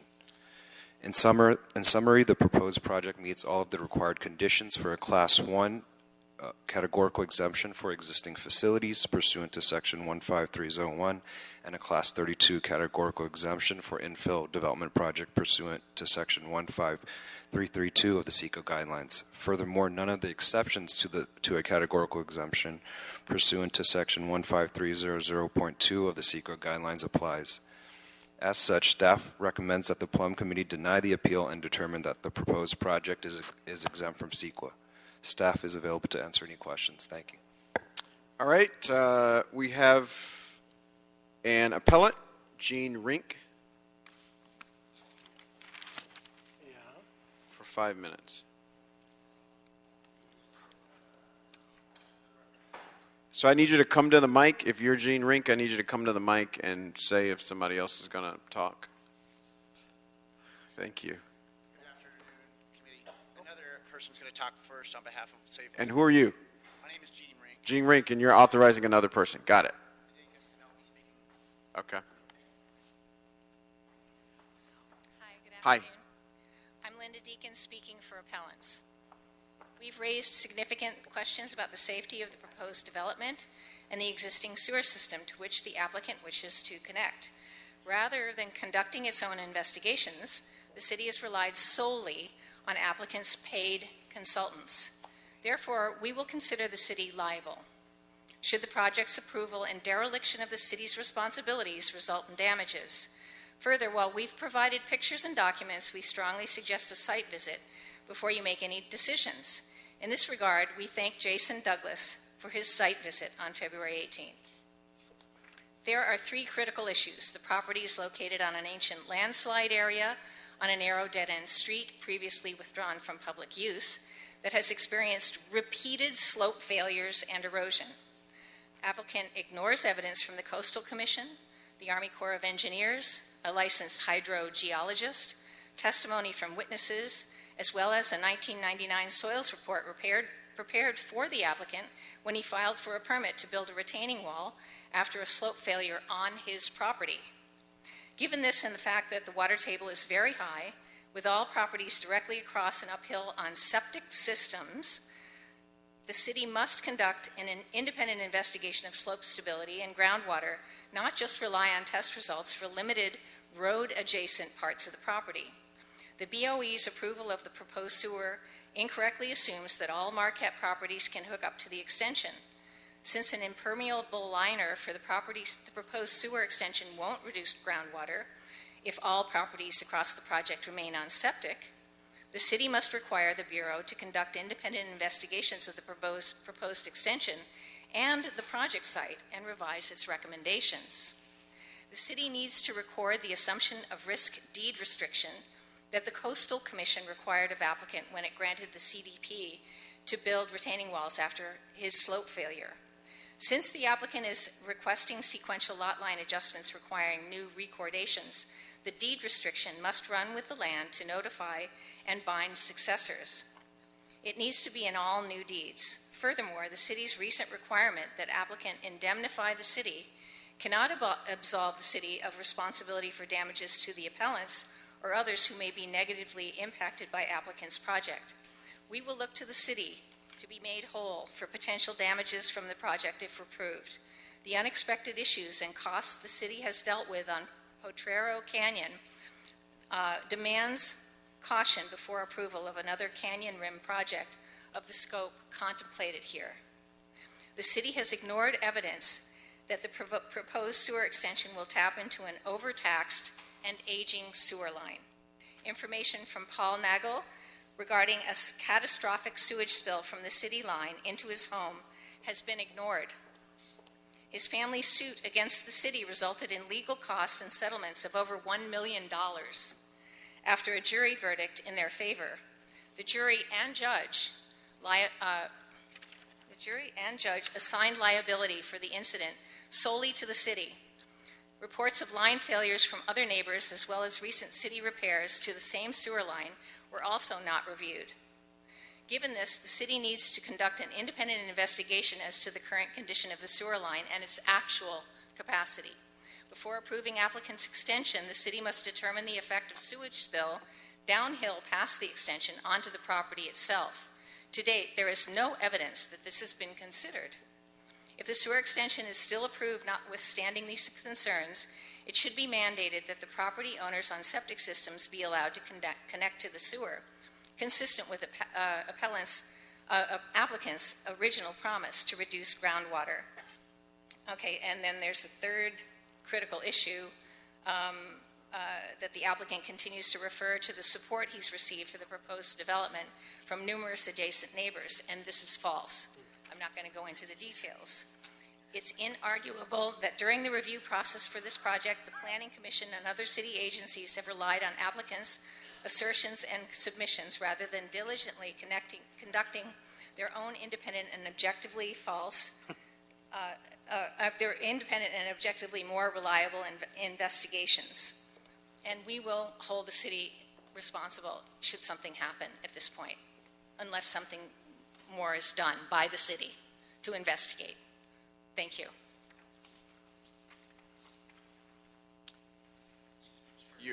You're out of time.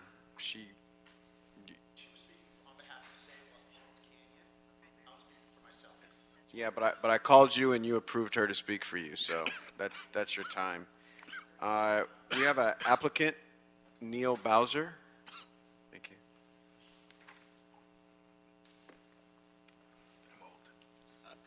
Good afternoon, member. This is Commissioner of the Commission. My name is Neil Brower with the firm of Jeffrey Mangels, Butler and Mitchell, representing Cosmo and Christine Pizzulli, longtime residents of the project site and applicants for the project. The project, just to remind everybody, is 8 single-family homes, of which only 6 are net new.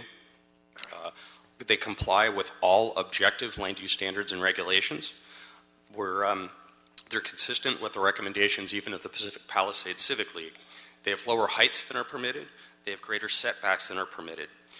For the first time today, we were just made aware of a general plan footnote that applies to Las Pulgas Canyon immediately adjacent to the project site, and calling for preservation of desirable open space. Among the one of the diagrams that I presented to you for your consideration at the beginning is the multicolored diagram. You'll see the project site outlined in blue. Immediately south of it is the Las Pulgas Canyon area in green and with the triangles. The project site is zoned for single-family residential, is zoned and is designated by the general plan for low-density residential. The area that is subject to this general plan footnote is not the project site. It's the canyon that is designated for minimum density residential.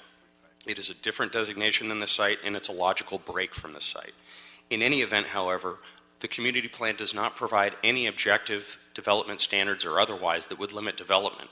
Moreover, under the Housing Accountability Act, the city had an affirmative obligation to make us aware of this policy framework if it provided a reason for denial on the basis of noncompliance, and it did not do that.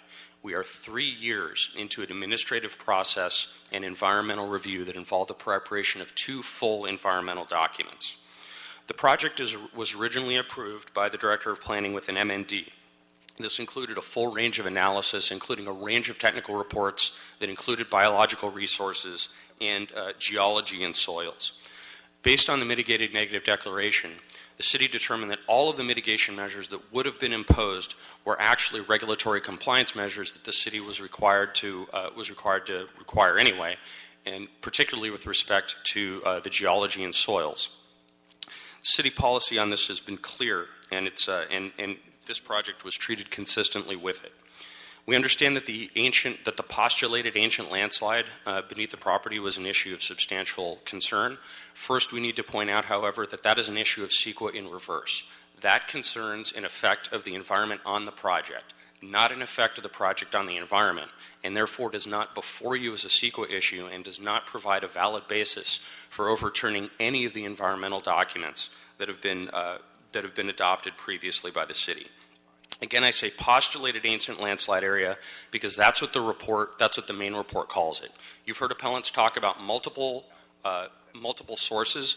All of those sources will refer back to a decades-old report that was based solely on aerial photography. All of the physical testing that has occurred on the project site has failed to find an ancient landslide. The slide to which the appellants refer was a surface slide that had to do with grading that occurred at the canyon, in the canyon at the base of the property, and that was stabilized with the provision of a retaining wall and an entire dewatering system that the applicant would extend across the project site. All the site-specific testing on the project site, including previously conducted tests in the Marquette Street right-of-way and geology tests conducted by appellants at 3 of their homes, all failed to detect an ancient landslide. One of appellant's own consultants affirmatively stated, "We cannot find a landslide here, and we don't believe the evidence for it exists." Regarding the sewer, our understanding is that originally that we sought a solution that had to do with providing a public sewer that was across the street. We couldn't make that work with the Bureau of Engineering and with sanitation despite 2 years of discussions with them. So the proposal that's before you now is a sewer system that would tap into the public sewer but would serve only the project. And we've been upfront about that. Despite what you've heard about support, we've been upfront about the people who supported us as well. We informed them that we weren't going to be able to provide a full public sewer system, and their support remained. The M&D directly addressed the issue of sewer. It directly addressed the issues claimed by the appellants regarding repairs as well. On this record, you must uphold the CADX and the M&D. The appellants have failed to meet their burden. Thank you. Thank you so much. Do we have a representative from Council District 11?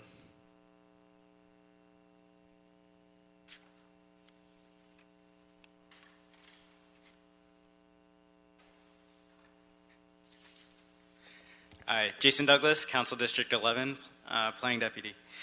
The council member requests that the Planning and Land Use Committee of the Los Angeles City Council grant the appeal and determine that the project is not exempt from CEQA. A site suitability study funded through the Santa Monica Mountains Conservancy grant made 3 main findings regarding the significance of this canyon. 1, Las Palmas Canyon has a singular scientific, environmental, and cultural importance as natural open space. 2, there is a unique value in considering this canyon as a valuable addition to Santa Monica Mountains public lands and state beach properties, and is a valuable link between the coast and mountain trails. 3, the quality of Las Palmas Canyon as a wilderness in the city makes it special, and it should be preserved. So I would like to take the time also to submit this study to the record. I'll walk up later. And I also want to submit a letter from the Santa Monica Mountains Conservancy dated March 3rd, 2020, today, supporting this appeal, stating that the impacts of the proposed development cannot be analyzed or mitigated within the parameters of a categorical exemption. The proposed project sits along a ridgeline adjacent to this sensitive canyon and should not qualify for the Class 32 categorical exemption. because of a lack of analysis of policies in the general plan, and that it has a value as habitat for endangered, rare, and threatened species. I did want to quote that this site sits partially within the footnote 6 area and is adjacent to open space lands within footnote 6. Footnote 6 identifies this location as possessing natural characteristics which should be protected and where additional development controls are needed to ensure the site's usefulness, safety, welfare, and attractiveness. For these reasons, the council member requests granting of the appeal. Las Pulgas Canyon presents a rare opportunity in the city to preserve, protect, restore, and enhance natural plant and wildlife diversity, habitats, corridors, and linkages. The unusual circumstances of this project and the potential cumulative impacts require greater environmental analysis. Thank you so much for entering those documents into the record and giving testimony on behalf of Council District 15. We have more than a couple dozen speakers on the queue, so I'll call you up and you'll have a minute to speak. You're not required to take all the entire minute, but you can. But hopefully we can get through this in an expeditious manner. Cosimo Pazzulli, Hez Abdallahi, hi. Chuck Dimbo, Chad Gutstein, John Orapallo, Michael Ferrante. Good afternoon, Chair and council members. My name is Cosimo Pazzulli. This project is my home. I have lived there 20 years, and the house next door has been part of the property. So there are 2 existing homes and 6 empty lots to put houses on. I would like to replace my home that's been there since the 40s, and the house next door has been there since the 50s. All the items that have been studied have been presented. I've conducted a neighborhood council meetings. I've conducted a neighborhood meeting over 3 years ago. Over 30 people from the neighborhood came and explained the project. I've been had basically an open door to questions to my neighbors that have been involved, and I appreciate their support for me being able to replace my home, the house next door, and add 6 to the inventory as designed and planned and granted in the administrative record and the determination of the Director of Planning. Thank you. Hi, my name is Chad Gutstein. It's an honor to be here with all of you on Election Day when we the people actually get the ultimate voice to be heard, and you all have to listen. I support this project. It will add 6 new homes to the housing stock in Los Angeles, housing stock that is vastly needed. It is respectful of the environment. It has been through all of the different testing that is required. And bottom line, this has always been 8 lots. If we live in a city where you can't own a piece of property that you have the right to build on, go through all the things that you're supposed to do, have the departments that we pay for to look over these things, approve them to be safe, and still not be allowed to build on your own property, then how free really are we, and what is our ownership of property at all? Thank you.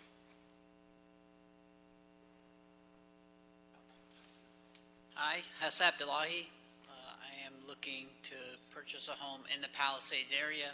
The stock is very limited, so any project that could come online where it produces more homes would be appreciated. Thank you. John Orapallo. I support this project. The housing crisis in California continues, and we need to find a way to help improve the process in order for people to build. Again, the city, everything, it's a very rigorous process. Everybody goes through this, and to come to a certain point where a project becomes at an impasse, we got to find ways to make this process better and easier for builders. Thank you.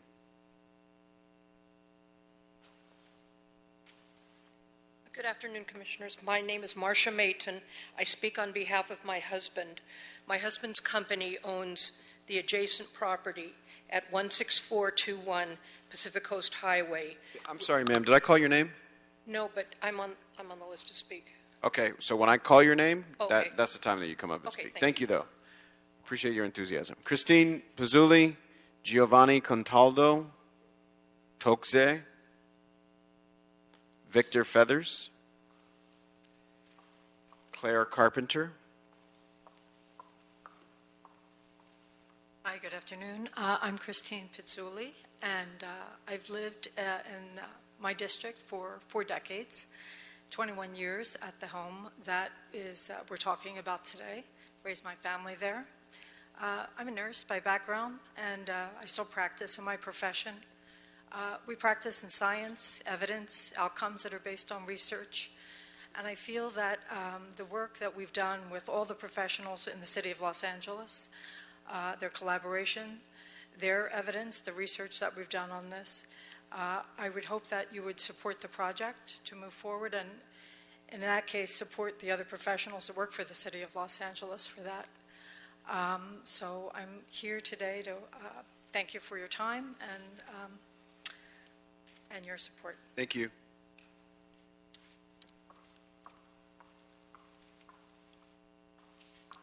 My name is Giovanni Contaldo. I'm friends with the Pizzullis, and what I see is that we are replacing 2 homes with 8 new ones, and we're trying to put a dent in the housing crisis of Los Angeles. Thank you very much. My name is Victor Feathers. I was a 20-year resident of Pacific Palisades through 2012. I stand in support of the project. The project is very well planned, attractively designed, and will add 6 net new homes in the face of a very stubborn citywide housing shortage. Upon completion, this excellent project will represent a significant improvement to the housing stock of the Marquez and Marquette Street specifically. For these reasons, I add my voice to those in support of responsible growth and ask that you reject the planning approval. Thank you.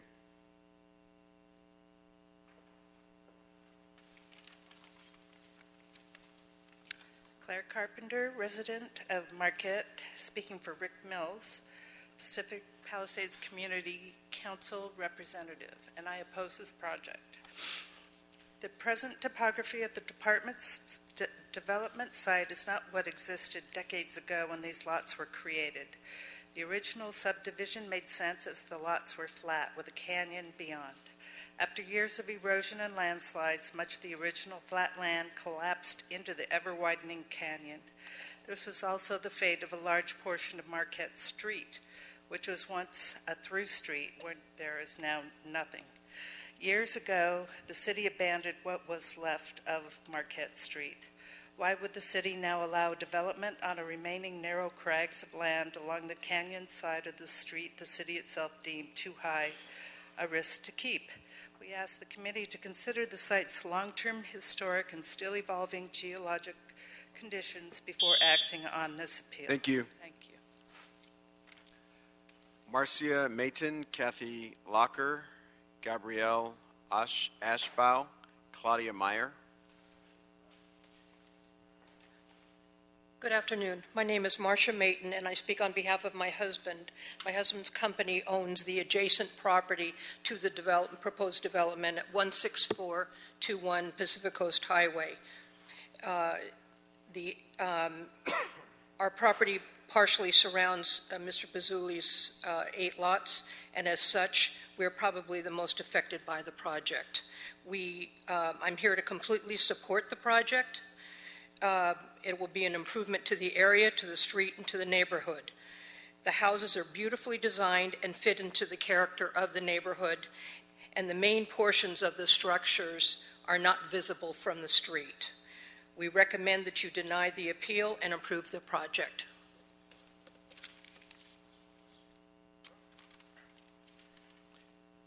Marge Gold, Ramon Villarraza, Sasan S., Daphne Granich, Brenda Thevney, Maybelle Cardenas. Hi, I'm Gabrielle Ashbaugh. I just wanted to make sure I didn't miss my turn. I am supporting.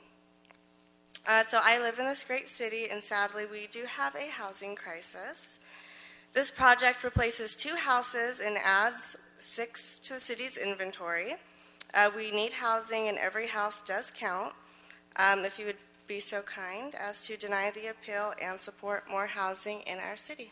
That's all. Thank you. If I've called your name, come on up. Kathy Locker, on behalf of Dr. Robert Morati, a Marquette Street resident who could not be present today. He says, "My wife and I are concerned about our safety if this project is allowed to go forward. We have lived on North Marquette Street since 1981 when we rented the house at 620 North Marquette Street.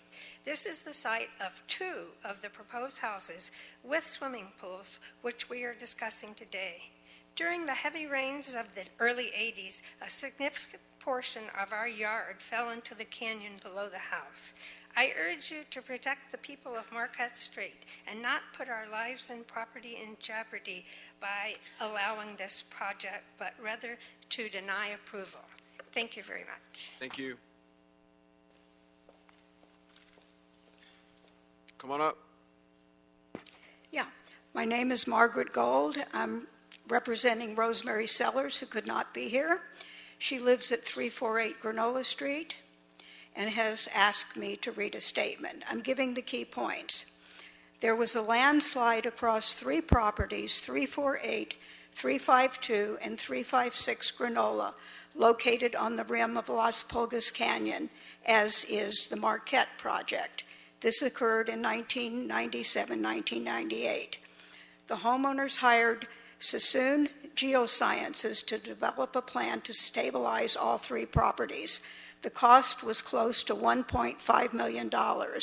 It is a seller's hope that the officials with the City of Los Angeles Building and Safety and the California Coastal Commission exercise the same amount of scrutiny and rigor for the project on Marquette as they did for these properties that I mentioned. Thank you.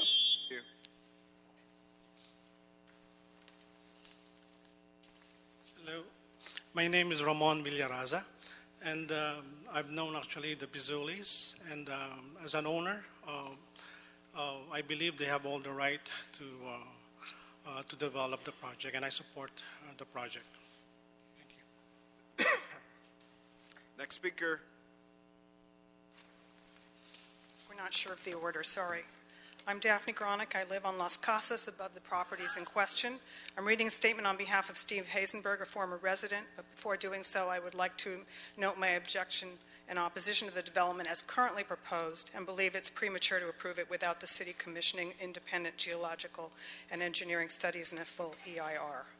The statement is, "My name is Steve Hazenberg. Since I cannot be at the hearing, I'm submitting this statement and asked someone to read it for me. My wife and I rented the property at 620 Marquette for 25 years, beginning in 1988. In 1994, our landlord, Ty Sassoon, gave me an offer to buy the property. During the assessment process, the inspector determined that the water table was just 8 feet below the foundation and recommended that I shouldn't purchase the property. He said that the high water table would become an issue if someone wanted to build a second story. Mr. Sassoon subsequently sold the property to Cosimo Pizzulli in 2006, who then became our landlord. Every year during the winter rains until we moved out in 2013, we witnessed more and more of our backyard eroding into the canyon." Thank you.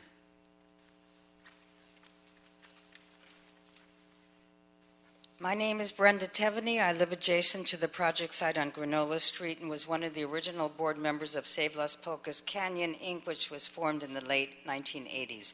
A developer purchased 26 acres of Las Pulgas in 1987. Our nonprofit received a grant in 1989 from the Santa Monica Mountains Conservancy to fund a feasibility study for the canyon. The land use firm we hired concluded the project that the canyon was not safe for large-scale development, would be best used as nature-oriented public open space.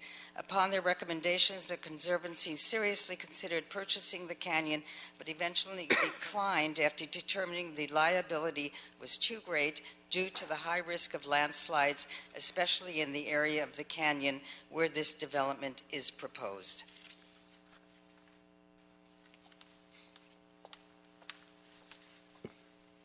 Hello, my name is Mabel Cardenas, and I'm a neighbor on Bienvenida Avenue. I'm here to highlight the existing groundwater problem and the instability of the slopes. And to do so, I'm going to read to you a quote from page 3 of the Bayer Geotechnical Report dated September 17, 2018, for the proposed sewer line acknowledging the groundwater problem. Listen, quote, "Groundwater was encountered in the boring by Bayer Geotechnical Inc. at a depth of 43 feet. Seasonal fluctuations in groundwater levels occur due to variations in climate, irrigation, development, and other factors not evident at the time of the exploration. Groundwater can saturate earth materials, causing subsidence or instability of slopes," end of quote. Earlier, in a March 3, 2017 report, Thank you. they found groundwater again. Thank you. Hi, my name is Sasan Salehipour. I'm a geotechnical engineer. I worked on this project approximately 20 years ago, and I'm also on several properties in the neighborhood.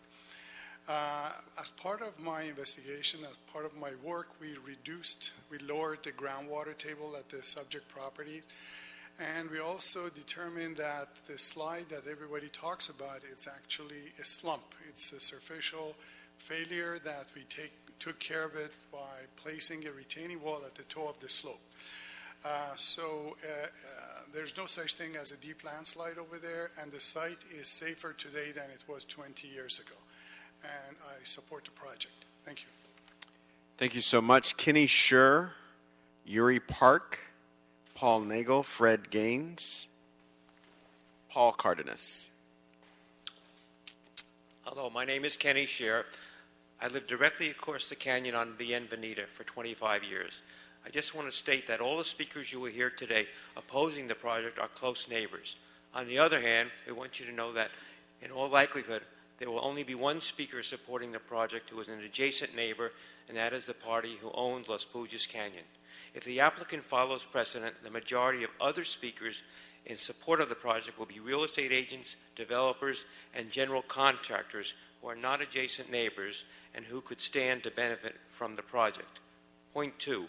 Yes, for a significant number of Los Angeles residents, there's a terrible housing crisis. However, for people that can afford houses costing $5 to $6 million, there is no crisis. Let's be honest. This project is not motivated by the housing crisis. It is motivated as a real estate development opportunity. Thank you. Thank you. Hi, my name is Yuri Park, and I just want to say there is a housing crisis, and there's just not enough in the inventory. It's going to place more homes in that area, and I support this project. Please deny this appeal. Thank you. Thank you. Next speaker.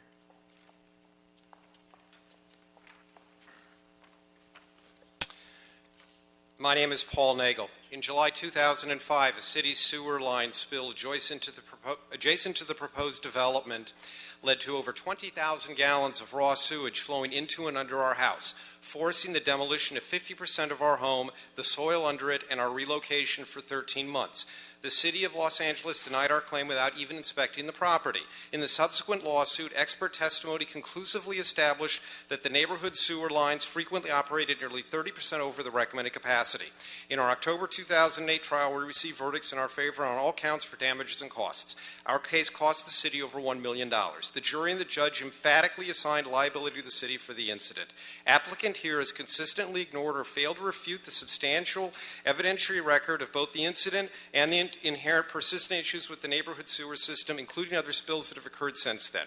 Despite our repeated notices, the Bureau of Engineering did not take into consideration or even aware of this evidence before approving the applicant's proposed expansion of the sewer system. Thank you. Next speaker. Thank you, Mr. Chairman, honorable members. My name is Fred Gaines, counsel for the Pizzulis.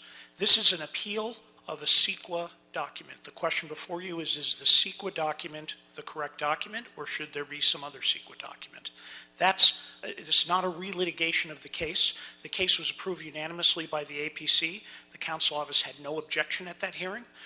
They didn't 245 it, and in fact had no objection. And the issues you heard that were raised today by the council office, we learned of them at 11:23 this morning when I received a call saying we have these concerns. Our response was, if these are issues you feel were not properly dealt with in the CEQA document, which by the way we do think they were, let's continue the hearing and we'll do it.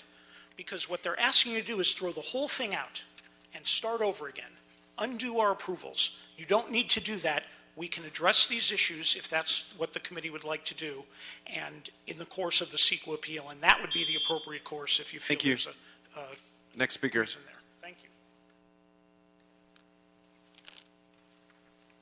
Good afternoon, Honorable Chairman, members of the committee. I'm Paul Cardenas at 615 Bienvenida Avenue. My property backs up to the Las Pulgas Canyon across from the proposed development. Thank you for the opportunity to speak today. My message is simple. The canyon walls are not stable, something I know from personal experience.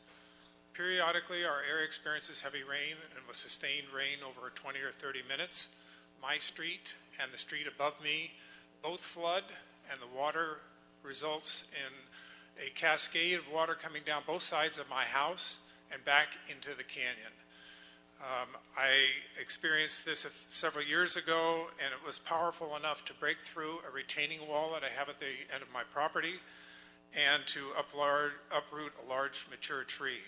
I have pictures in the documentation that I submitted to the committee today. It is my hope that this committee will prevent further development in the canyon that will inevitably result in a hardship and loss to buyers who cannot know the full extent of the risks associated with this type of development. Thank you. Ellen Sloan, Charles Baker, Lisa Locker, Rebecca Sofer, Rodrigo Iglesias. Hello, I'm Ellen Sloan. I live at 605 North Marquette Street, directly across from the applicant's property. I'm gravely concerned about the integrity of the Marquette Street itself. It is a dead-end street, despite the maps you may have seen, and it's narrow and substandard. And if the road were to be compromised, many of us would be stranded with no way out, except for a very narrow walkway. Additionally, emergency vehicles would not be able to get in. And so to that point, based on the plans that were given to us in 2017, I calculated the amount of dirt, concrete that would be needed to build the homes, pools, and spas. And since the applicant at the time filed separately for each of the 8 houses, the total hauls did not reach the 1,000 cubic yard threshold to file a haul route form. As you can see from the attached. Thank you. Hi, Charles Baker here to read a letter from Sarah Connor, the president of the Pacific Palisades Resident Association. I live on Bienvenida. Pacific Palisades Residents Association supports Save Las Pulgas Canyon in its efforts to urge the city of Los Angeles to fully investigate the risks and dangers of the proposed large-scale housing development on the fragile coastal rim of Las Pulgas Canyon. We are concerned about the lack of geological investigations that such an extensive project should require. This narrow, substandard dead-end street runs along the edge of a landslide-prone bluff. We were told that the street would be widened by the developer and that all Marquette residents currently on septic systems would have access to the proposed sewer extension, yet this is no longer the case. Street excavation for the sewer extension unfairly puts all residents at risk, only to benefit the developer. Lastly, a dedicated 3-point turnaround is necessary and should be deeded to the city of Los Angeles to ensure 24-hour access. Thank you.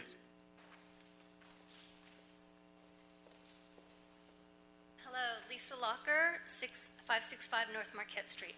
I know how busy city officials are, but I have to believe that if you truly understood the geology of Las Pulgas Canyon, you would grant the appeal and request further investigations, including an ERA. Perhaps you're familiar with our neighboring canyon, Potrero Canyon. The city of Los Angeles has spent almost 30 years and nearly $100 million to settle lawsuits and provide remedies for Potrero Canyon since the 1960s. Las Pulgas Canyon has very similar geology to Potrero Canyon. Please address our neighborhood concerns and don't put us at risk of becoming just another multi-million-dollar lawsuit against the city of Los Angeles. Thank you. Thank you.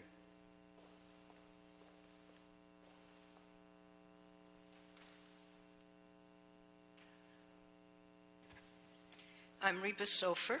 I live on Lower Bienvenida, and I bring a rather unique perspective to this discussion.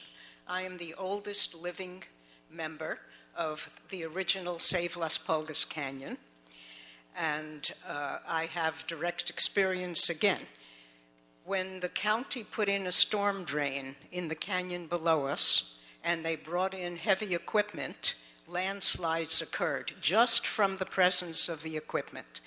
Before anything else was done, we had to get a court order and stop the county from doing that until they strengthened our property, which is over the canyon. They did that. We hired a team of geologists from Caltech, and they came and looked not only at our property, they looked at the whole canyon. And it doesn't matter that 20 years have gone by and that supposedly some remedial steps have been taken. Thank you. The point is that the canyon is still unstable. Thank you. Thank you.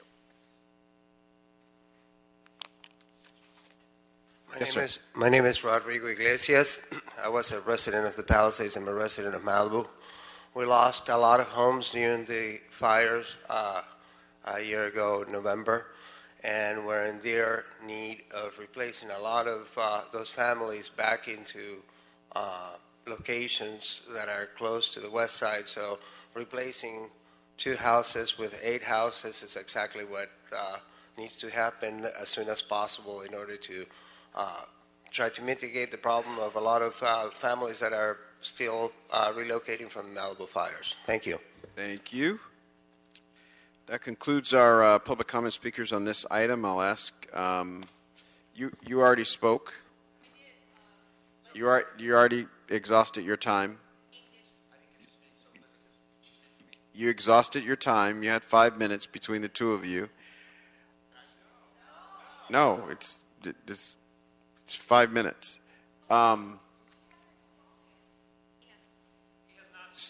Staff, if there's any responses or additional light you'd like to shed in consideration of the testimony that's been Kenton offered. Trent, City Planning.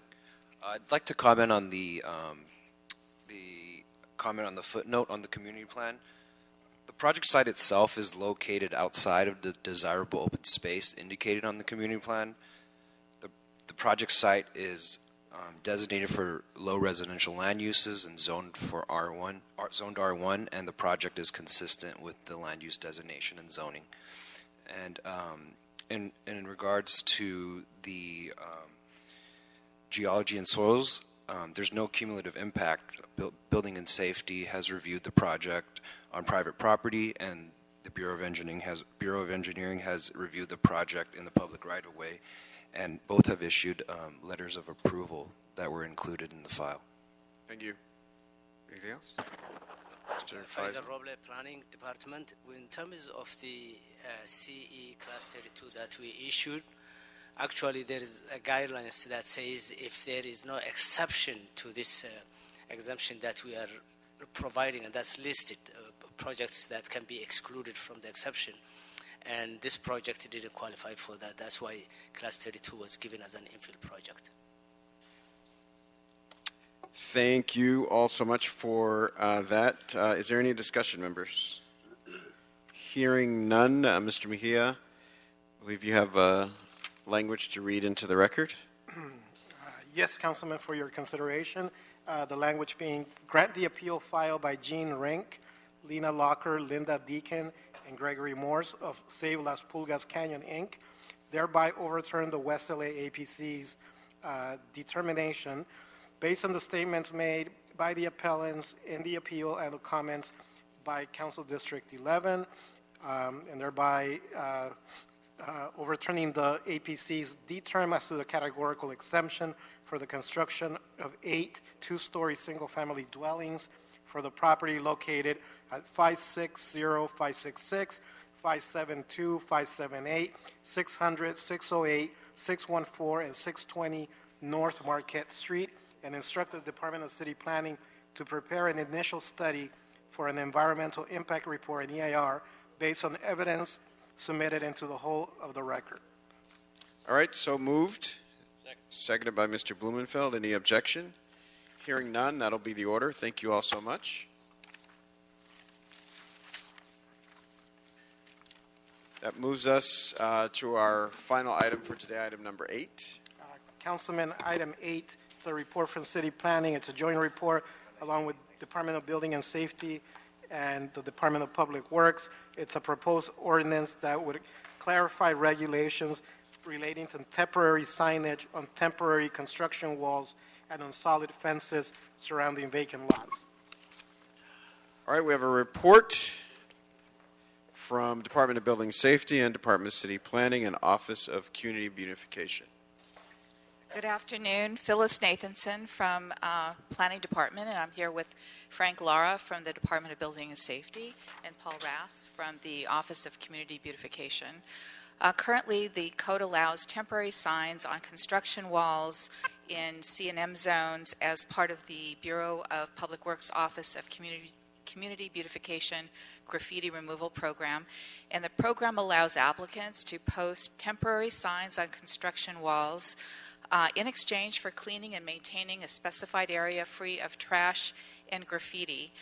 The code amendment before you clarifies the provisions so that the rules are clear to applicants and the provisions are more easily enforced by building and safety.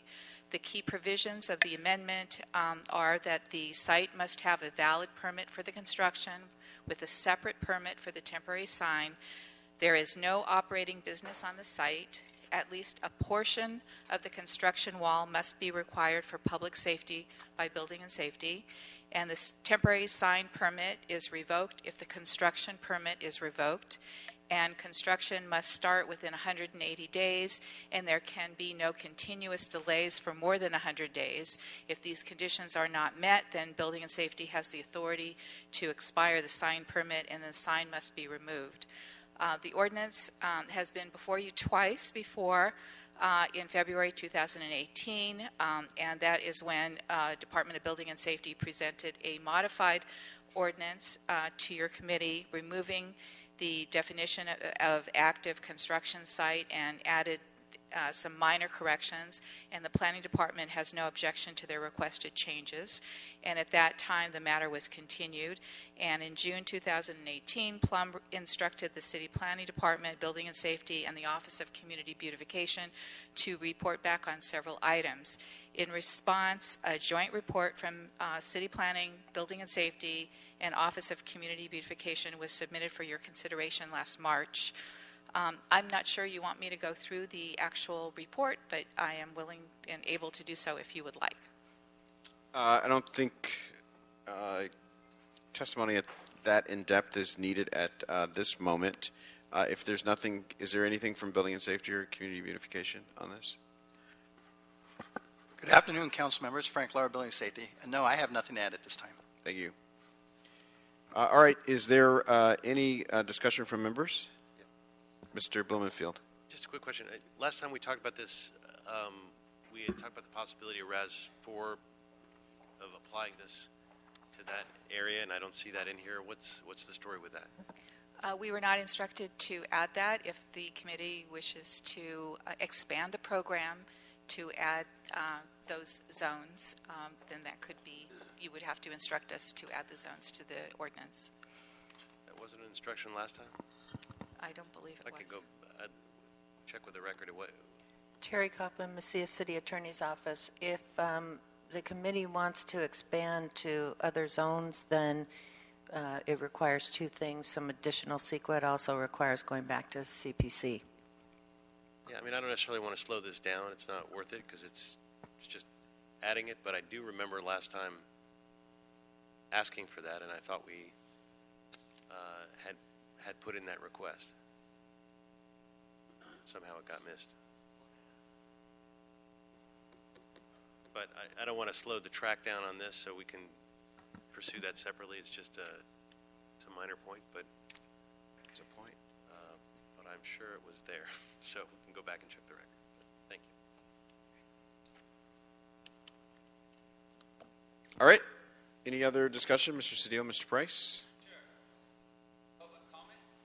Hold on, relax. We'll get there. Any other discussion, Mr. Price or Mrs. Cedillo? All right, hearing none, we have 4 members of the public to offer testimony on this item. Phil Recht, Mark Davis, Barbara Broidy, and Charlie Collins. Good afternoon. It's late. I'll be quick. Phil Recht, representing General Barricade. In light of the recent court ruling, it's important to provide a clear and objective criteria for permit renewal decisions. I think that's not in the current ordinance. Has to be added.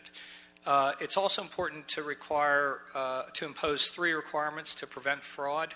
First, to require construction walls are necessary under the building code, to require construction commence within a commercially reasonable time, and to require monthly reports of the graffiti cleanup.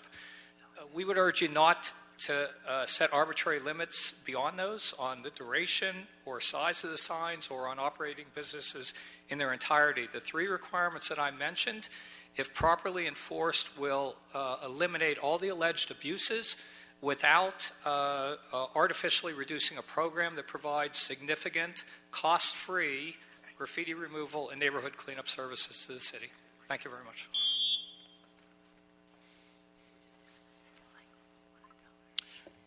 Hello, Mark Davis. I'm here on behalf of Alchemy Media. I just wanted to come up and state my support for this program and the benefits it provides to the community and the city as a whole. Our company alone has removed over 1 million square feet of graffiti to date and hundreds of pounds of trash. We support staff's recommendations to tighten up the program to ensure its continued successes. Thank you. Thank you.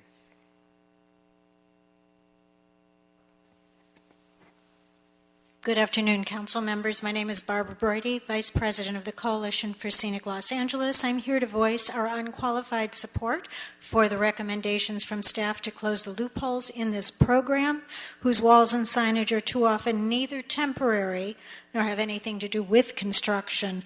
The program was designed with the intent to mitigate community blight, but now instead it is often viewed as blight itself. These measures will make the program a better program. The time to act is now. We testified on this matter in May of 2017 before the CPC. While we urge you to approve the recommendations today as stated, we would urge you to take Blumenfeld's recommendation and these others to further refine the program. 1, there need to be view windows on these walls that often enclose an entire block with no way to see what's going on behind them.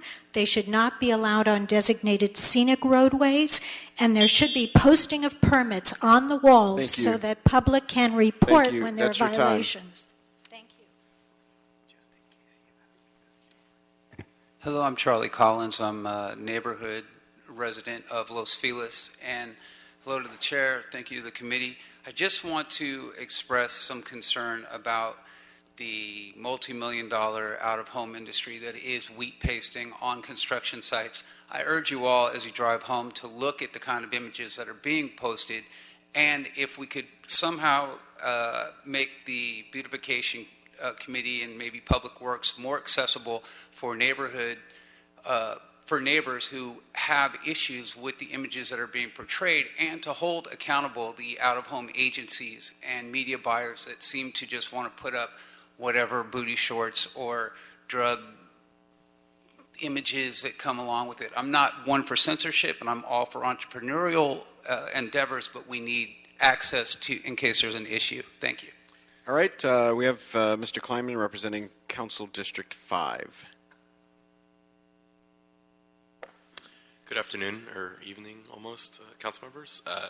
Councilmember Koretz supports and appreciates the work of the Departments of Building and Safety, Planning, Public Works, and the Office of Community Beautification to clarify and strengthen the language designed to halt the continued abuses of the current program by outdoor advertising companies operating to maximize their revenues at the expense of the communities in which their often illegal signage is located. We would also like to recommend that the sign operators be required to post the permits for the signs along with the dates of expiry in order to make enforcement more efficient and transparent. Thank you.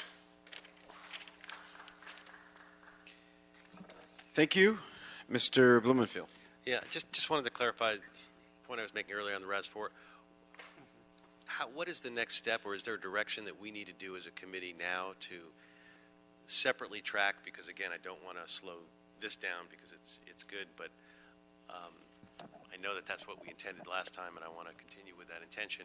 So what is there a direction we need to do now, or is there a separate track? What are the steps we need to take? My understanding is that you would instruct the planning department to draft an ordinance expanding the program, and then we would draft it. We'd have to go through the process, go to the planning commission, go through the, we'd have a staff hearing, and then it would go to the planning commission, and a recommendation would come to them, back to you. Okay, great. Well, so then as part of our, I'm going to ask that we add that as an instruction so that we don't slow this process down, but we do move forward with the instruction. Just to clarify, that would be a separate request because it would require its own environmental analysis. Given that you're adding a new zone that it was not considered as part of the original report that is before you. That's what it is. That's what it is. Okay. All right, so we have additional instructions. And that recommendation will be embedded in the committee report to the council, so the council can vote on that request. Absent that, it would require a standalone motion by the councilman. Yeah, that's fine with me. That's fine, yeah, right?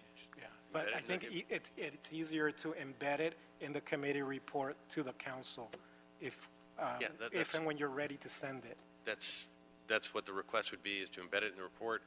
That's not going to slow anything down in terms of moving this forward. No, correct? because it would be a standalone directive, council. Standalone recommendation, but it would be part of the committee report, which is exactly what we're asking for. So thank you for clarifying. Thank you. So can you, Mr. Mejia, read the totality of the instructions? The totality being 2.5 pages. A summary of the instructions that are before us. So it would be to instruct the planning department and Department of Building and Safety in consultation with the city attorney to prepare and present an ordinance that includes the following additional directives and thereby amend the proposed ordinance presented to the Plan Committee on June 12, 2018 as follows. 1, approve the requested changes identified in the Department of Building and Safety report dated February 22nd, 2018. B, approve the recommended changes identified in the joint report from the Department of Building and Safety, Planning, Department of Public Works, report dated March 19, 2019. 3, and more specifically, the Department of Building and Safety has offered 2 recommendations in the joint March 19, 2019 report to strengthen the enforcement of the proposed ordinance as follows. Modify the expiration provisions of the sign permits so that the sign permit expires without having to wait for the construction permit to expire or be revoked. B, allow LADBS to deny the sign permit if site had a sign permit that was expired or revoked in the previous 2 years at the time of the submission of the application. This will prevent repeat violators from posting signs after being required to take them down. Additionally, approve the following recommendations. 1, to allow temporary construction signs on lots with operating businesses with the following recommendations.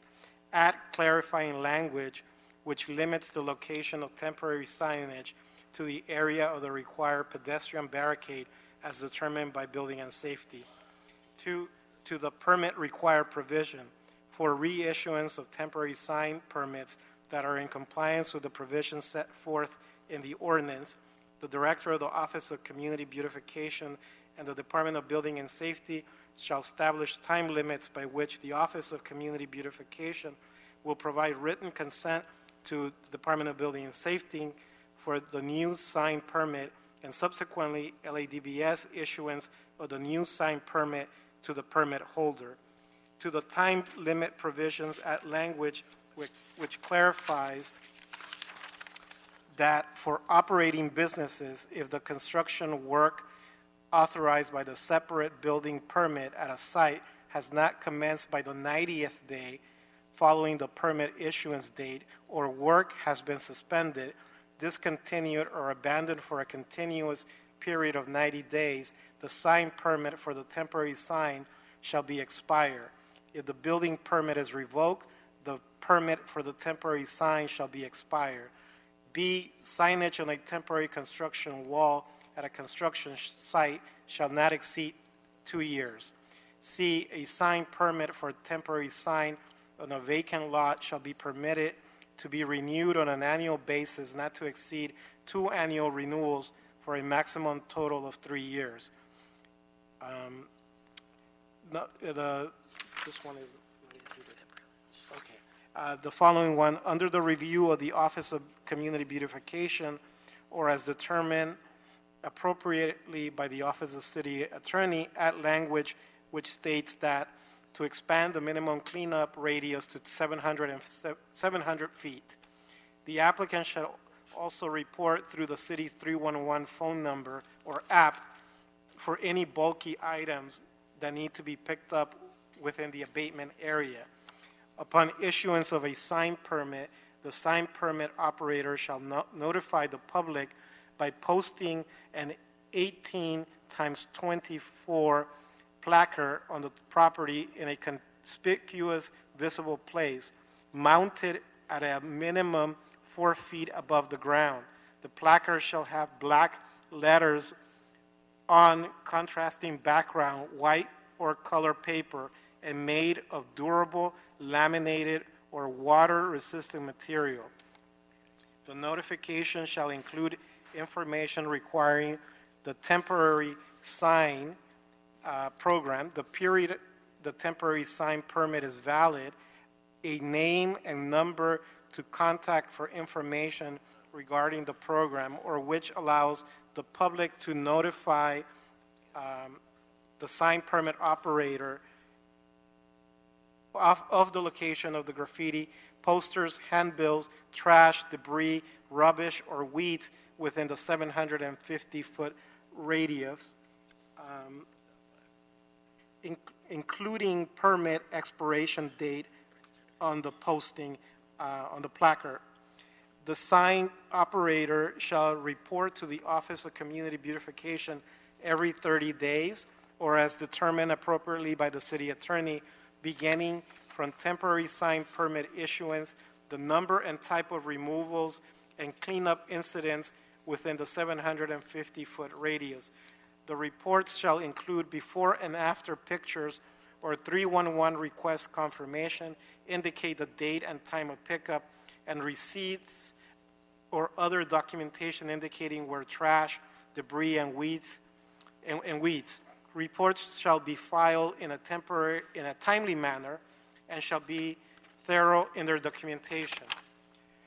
If the required reports or documentation are not submitted to the Office of Community Beautification in a thorough or timely manner, as determined by city attorney, the temporary sign permit shall be expired, and no renewals or new sign permits may be filed on the property for a period of 1 year.